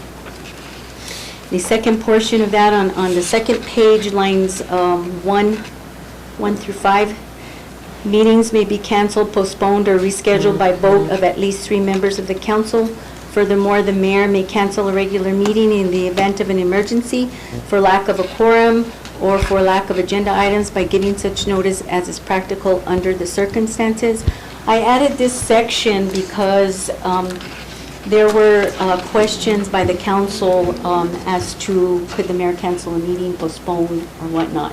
So what I did is I've looked at other cities, and I took this language from Rio Rancho. This is what they have in their resolution, but it's up to the council if if you want to change it completely, add to it, remove, whatever the council wishes. But it's only in the event of an emergency meeting, And not this- regular meetings. If there's an emergency, then it's a regular meeting, but if there's an emergency, he can cancel the regular meeting. Like if we have a council meeting scheduled and, the water is rushing down Grand Avenue, he can cancel it. Well, if you don't show up, there's no meeting. That's true too. I would agree to strike, I don't know. It's only for emergencies, I thought, meetings. not just No, regular this is under the number 1, which is regular business meeting. Emergency meetings is number 3. Well, So this- I don't see a need for that. And it's up to the council. I think if you have a regular meeting and you don't show up, or you don't have a quorum and you don't have a meeting. That's it. Councilor Romero?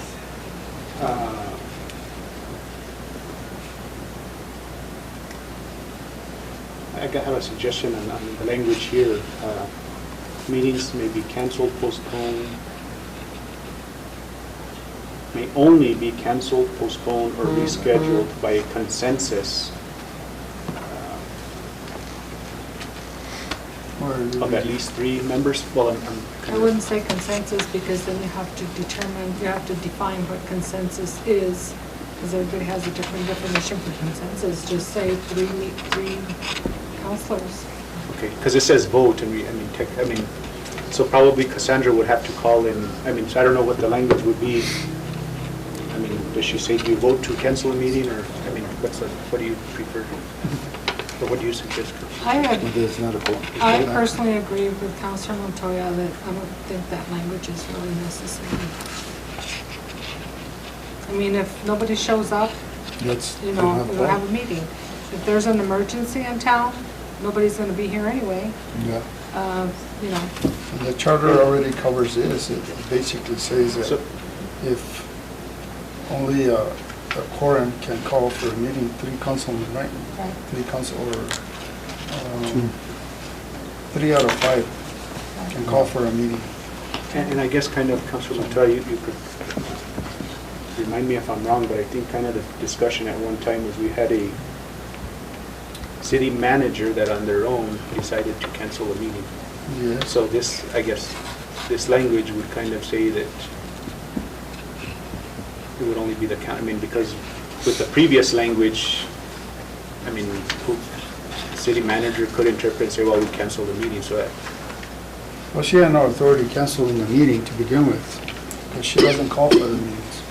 Mayor and council by statute and by ordinance and by city charter have to have 2 meetings a month. Right. That's our obligation. That's what we're getting paid for. So if we're supposed to have those meetings, the only ones that can cancel them is by not having a quorum.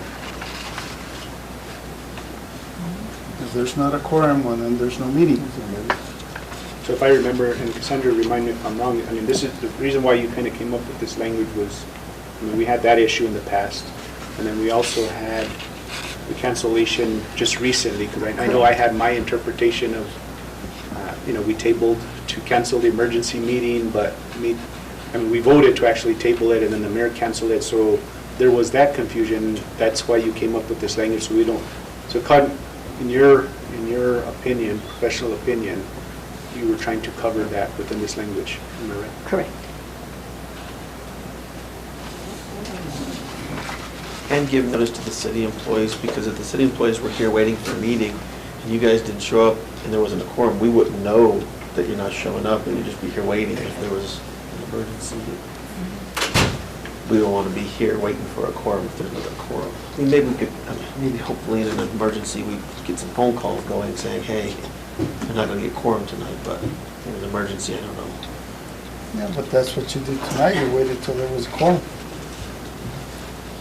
That happens at every meeting.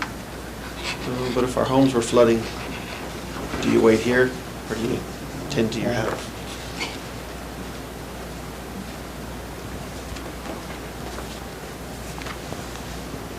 And then this is only this is, the way I read this is only for regular meetings, not for emergency or Regular meetings, event of emergency meetings called by anyone.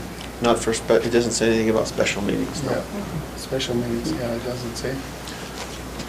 You should, if you're gonna do that, you should just do both, but not one or the other. Cassandra, when's this due?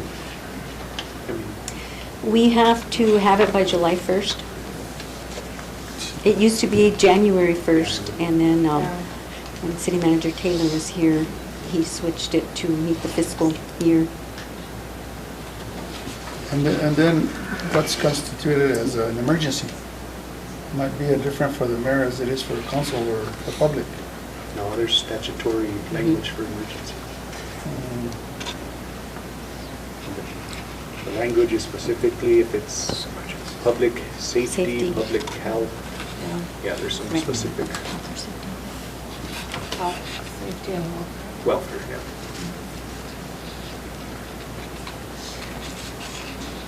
What is the pleasure of the council on this particular item?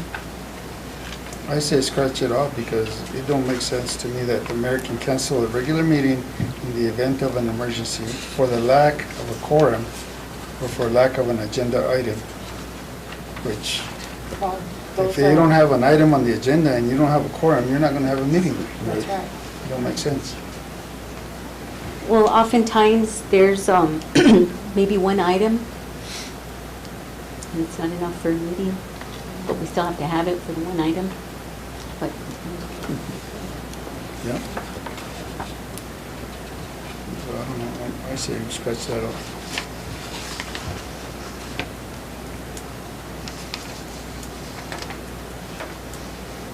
Well, and if there's just one item, and it can be postponed till the next meeting, that's not an issue.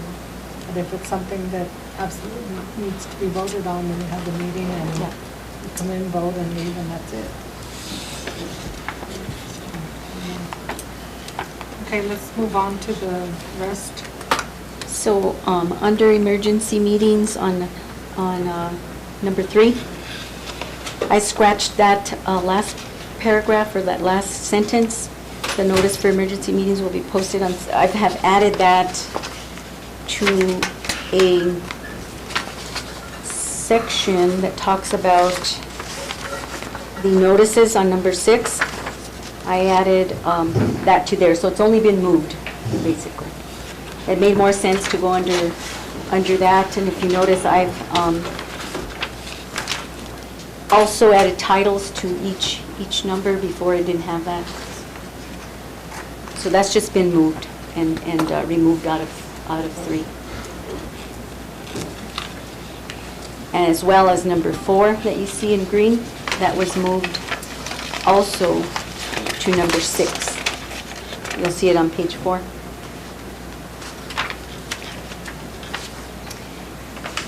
And then moving on to number 5 on page 3, closed meetings. I added that section from the Open Meetings Act.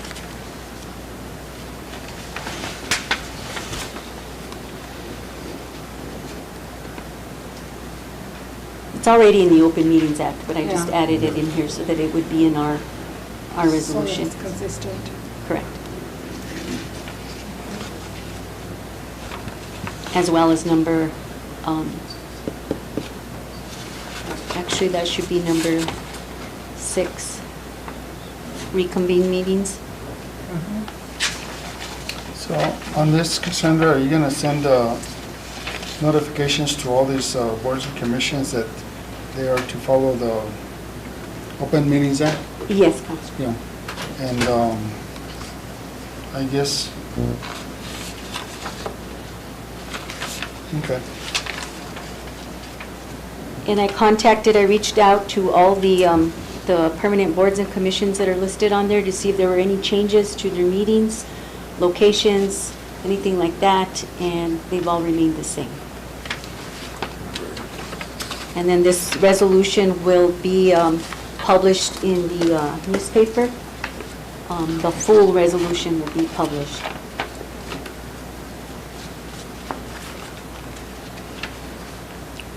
Right after it's approved. What is the pleasure of the council?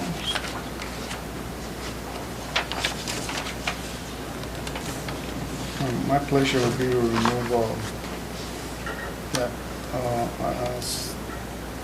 paragraph there on page 2.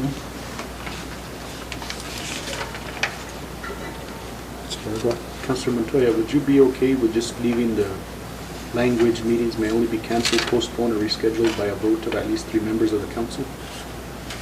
And that kind of covers it. I mean, I know what you say and who can cancel and the charter, but we've been down that road before, and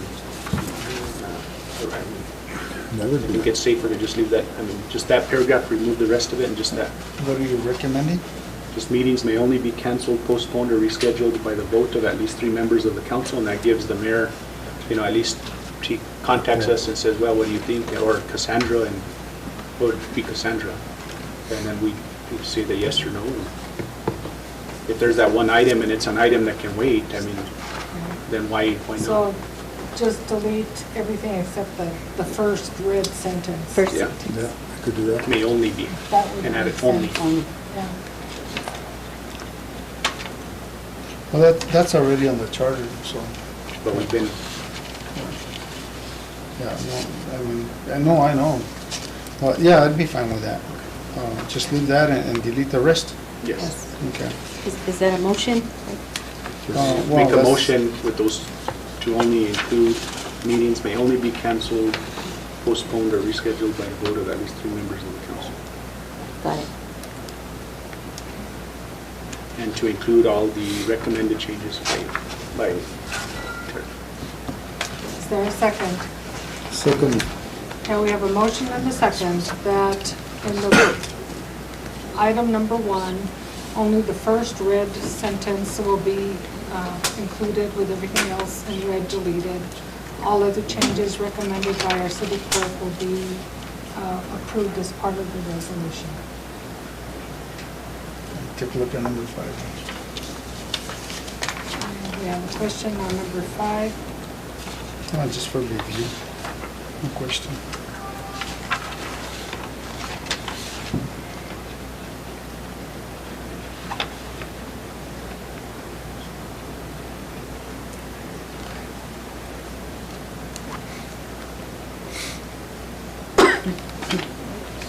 Is that a motion?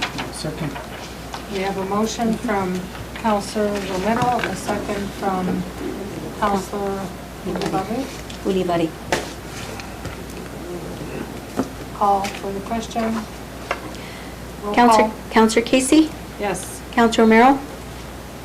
Yes. Counselor Montoya? Yes. Counselor Olivari? Yes. I have a motion by Counselor Romero, a second by Counselor Olivari.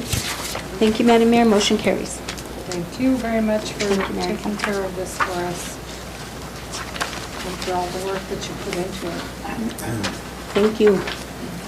Moving on to item number 13, request approval to allow City Manager Leo Maestas to enter into an engagement agreement with Virtue and Najar Law Firm for legal services. Mr. Scott Aaron, our City Attorney.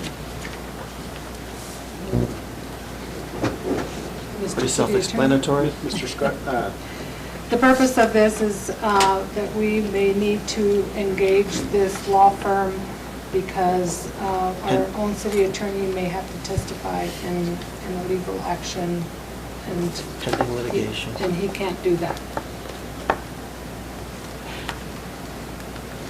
make a motion to approve an agreement with Virtue and Najar Law Firm. Okay, we have a motion to approve. Is there a second? Second. We have a motion and a second. Motion from Councilor Romero, second by Councilor Olivari. Question. Do you have a question, Mr. Montoya? So, Mr. City Manager, what's the cap to this? 10, 20, 30,000? No limit? I couldn't tell you that as of right now. I couldn't tell you that. It depends on how long that. Just it can come back to us and see where we're at. So just under procurement, and Scott, you could verify if I'm wrong here. You did get quotes for this? We did. So Three in quotes, this three case, quotes it were can sent out, go this over was the only one that 60,000. responded. A professional It service. cannot go? Cannot go over 60,000, that's the limit. So, If okay, it goes that's over it. that, then stops and We have to start again. All Roll call. right. Roll call, please. Counselor Montoya?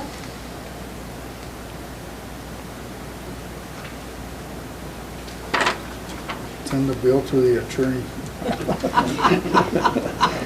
Yes. Take it out of his jack. Counselor Casey? Yes. Counselor Romero? yes.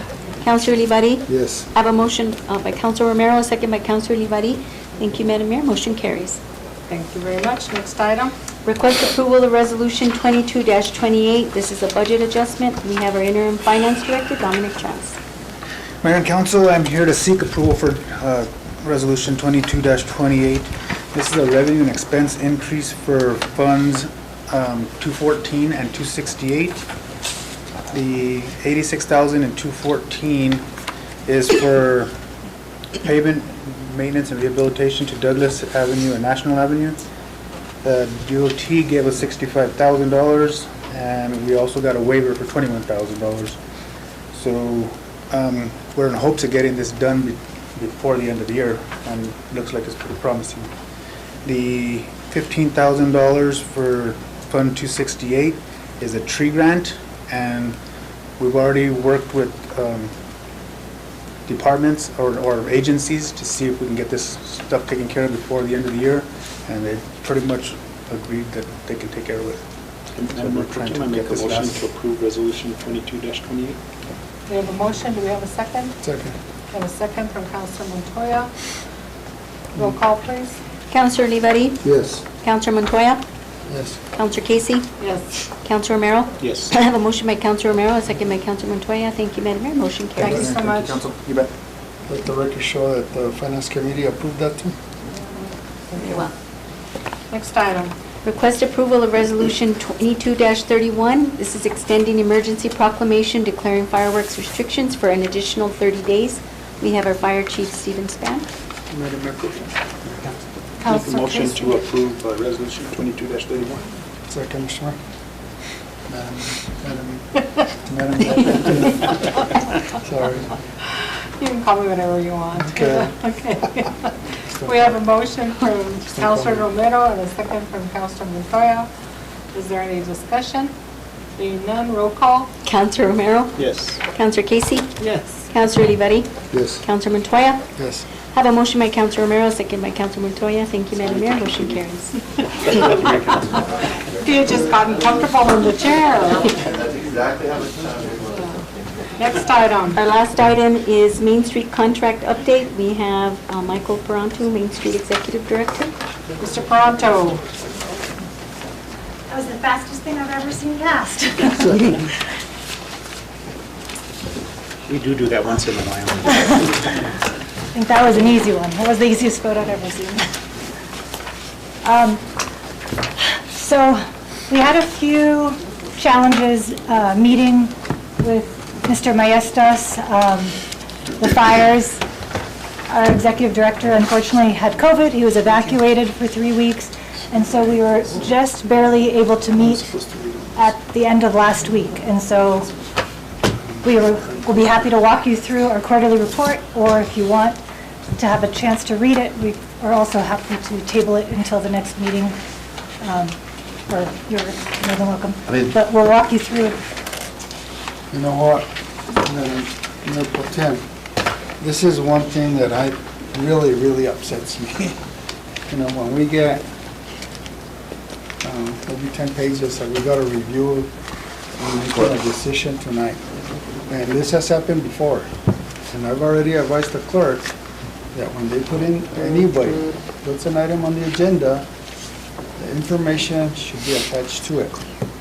They spend their time making copies and the whole works, and they give it to us ahead of time so we can read all this and be prepared. This way we're not blindsided. And We're very sorry, and we can absolutely table it and do it at the July meeting if that's more convenient and gives people time to look at it. There's a lot of good news, we're doing a lot of different things, and we can't get our report on one page because the projects that we're doing are really complicated. So we can table it so that you have a chance to see it and read about it. I understand that completely. Well, and I was out for almost 5 weeks with evacuation and COVID, so, and I'm not completely over that either. I don't know, Mayor and Council decide, but that's the way I feel about it. I agree with you, Councilor Montoya. I think the thing is that it would not be fair for us to vote on this without you having the opportunity to answer questions for us. Right. And just getting this right now, we don't even know what questions to ask. Right. No, we knew that. I started to say this earlier in the meeting. And there's really nothing to vote on, but it's just a report telling you what's going on. Yeah, but even And that though way if you have we questions, have questions. I'd rather you have a really good chance to look at that, so you understand what. Madam Mayor. Councilor Romero. Well, I did all mine and I got my contract ready and I was ready to have discussion. But I guess I'll just, say one thing, and I guess to the board president, we had an amended contract. There's one item that's still not completed in that contract, the facades. So that's a big concern, because if you read the language on this, you had 6 months to do it, didn't get done, we're here many Which months. item? That's the facade squad. And he's coming on June 23rd. We had it's an outdoor thing, and we have to have kids paint the building. They can't paint the building with, first of all, they couldn't do it with COVID, then they couldn't do it with the fire. So now we got a grant to do it, and we have the architect coming on the 23rd, and then we'll paint it this summer. But there was just no way to do it before now, because it takes a few weeks outside to do this project. And part of this, we discussed, we didn't realize, we should have itemized it better, because in this scope of work, we didn't have that we actually had to raise $3,000 in order to buy some of the supplies. We're going to have some donated. See, and that's kind of the issue, And that's- I don't mean to. No, it's. But you got to understand, when in our eyes, as counselors here, we have a scope of work. And this scope of work says you're going to do and I know Mr. Perantu has said, hey, well, that 30,000 goes to me. In our eyes, I mean, you guys do what you want, but we're paying those the 30,000 for these items that are in the scope. So be very careful as to what you say, that's for your salary, because in our eyes, somewhere you're raising those funds to pay for Perantu, so. And we are doing a better job with our next year. I know the thing of, well, we don't have the funds. Yeah. Well, the way we look at it, and the way, am I wrong, Mr. Attorney, the scope of work, that's what we're paying for, am I right? So the 30,000 should be used to pay for that facade. We've asked the city manager to go through the MOU that you have with the state. So you have an MOU with the state that's every 2 years, and it comes up now. And in that MOU, it talks about all the stuff that goes with the $30,000 and how that works with the state. So it's not, it's like, I think one time, I think you said, try to do the simple report like the chamber does. Well, I'm getting ready to write a grant tomorrow for $2 million, and that's, I mean, it's all very complicated, and the $30,000 we get from you is in that MOU, and it's in our contract. So I could do That will it. fund 30,000 to, and we're keeping that part. Excuse me? And that we're funding the 30,000, I understand, I've read that. I mean, it doesn't say the 30,000 is gonna go towards your contract.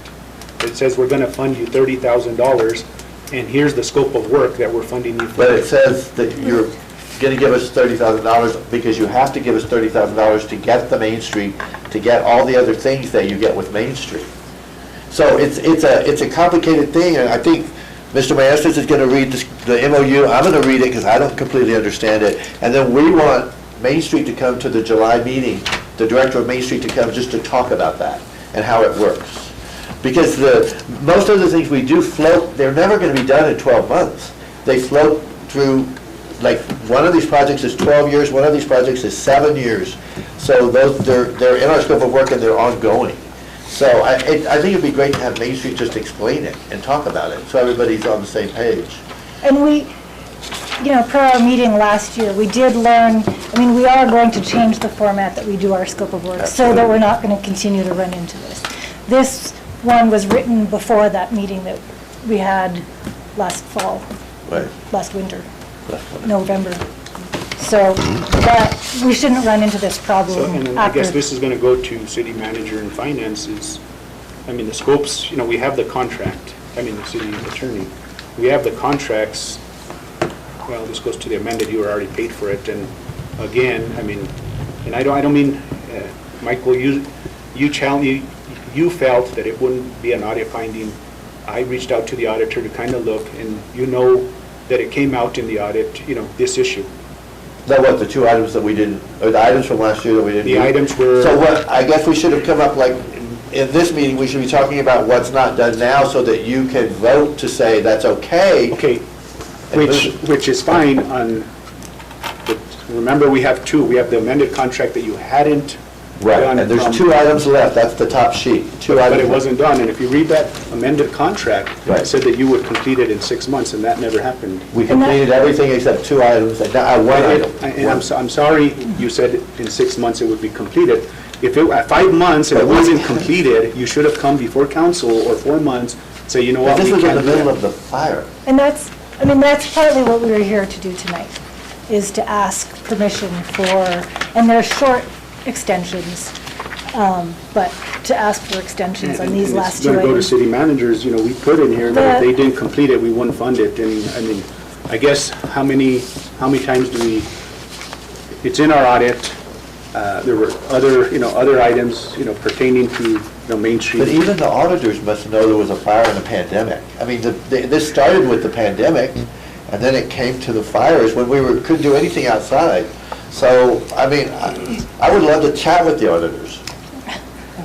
I'm serious. Other agencies that are nonprofits that have MOUs with other governing bodies assign a dollar amount to each No. item that is in this. None of the 30 Main Streets in the state do that. Well, but I'm saying if you could just think in that mode so that you would know that, okay, this is gonna cost approximately, $2,000 to do.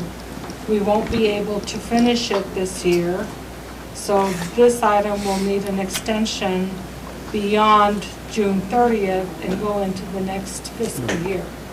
But monetarily, it stays the same. It Everything stays the same, but you specify that that is going to be a deliverable that isn't going to be delivered within that fiscal year. Right.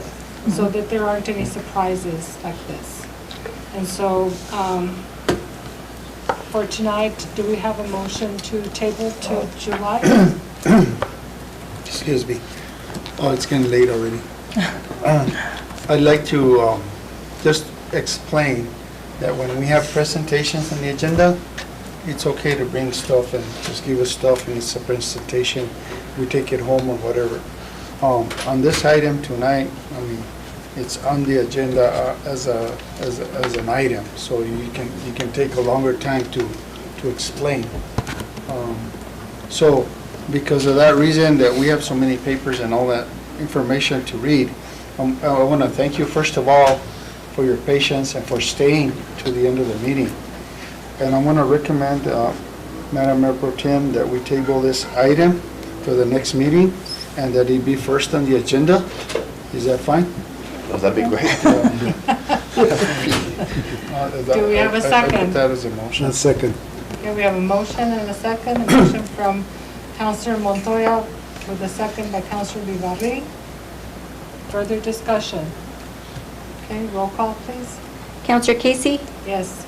Counselor Romero? Yes. Counselor Montoya? Yes. Counselor Olivari? Yes. I have a motion by Counselor Montoya, second by Counselor Olivari. Thank you, Madam Mayor. Motion carries. I you. would Thank you so also much. like to suggest that if, after you read these, councilors, if you have any questions, please email Reina or Michael, and that way they can prepare answers for when we come in July. No, we're going to wait till the meeting.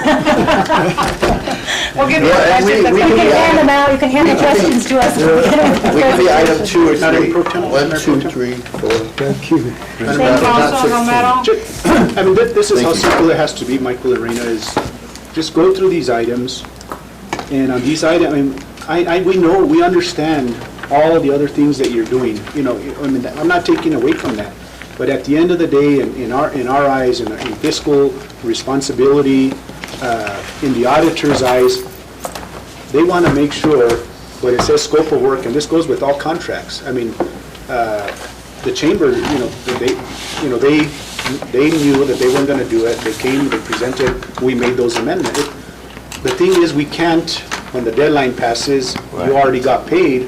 Well, when it comes, when it comes to the auditing part, it's like, well, you paid him, but you didn't get what you paid for. I mean, that's just with anybody. I No, mean, it makes sense. You don't go to Walmart, and, give them money and then walk out with nothing, you know what I mean? You want to make sure that what you're paying for, you're getting, and that's all this whole, the audit, these audit things is that, are you getting, as the city, are you guys getting what you're paying for? And that didn't happen last time, and if we're not doing that, let's be proactive and do it within time. And I'm sorry, I mean, we've had a lot of events outside in the past year. The COVID, yes, and I know you got COVID, but prior to you getting COVID, we had months. I mean, plenty of us have done, volunteer work outside and that, so we can't use that, well, COVID and we couldn't do anything outside, we couldn't do this. You can't, I'm sorry, I mean, I know you had. No, it was literally the smoke, but that was the reason. But we understand, no, you're right, and we'll do the best that we can, I promise. But you had April, I mean, We'll do better. August to April, but still. Thank you so And much. we're first on the agenda, we're first. Okay. Motion to adjourn? No executive, I'm just kidding. Do you want to die young or what? Make a motion to adjourn. We have a motion from Councilor Montoya, second from Councilor Vivarri. Roll call, please. Counselor Casey? Yes. Counselor Romero? Yes. Counselor Montoya? Yes. Counselor Olivari? Yes. I have a motion by Counselor Montoya, second by Counselor Olivari. Thank you, Madam Mayor. Motion carries. I got it. I'm on the, I don't know.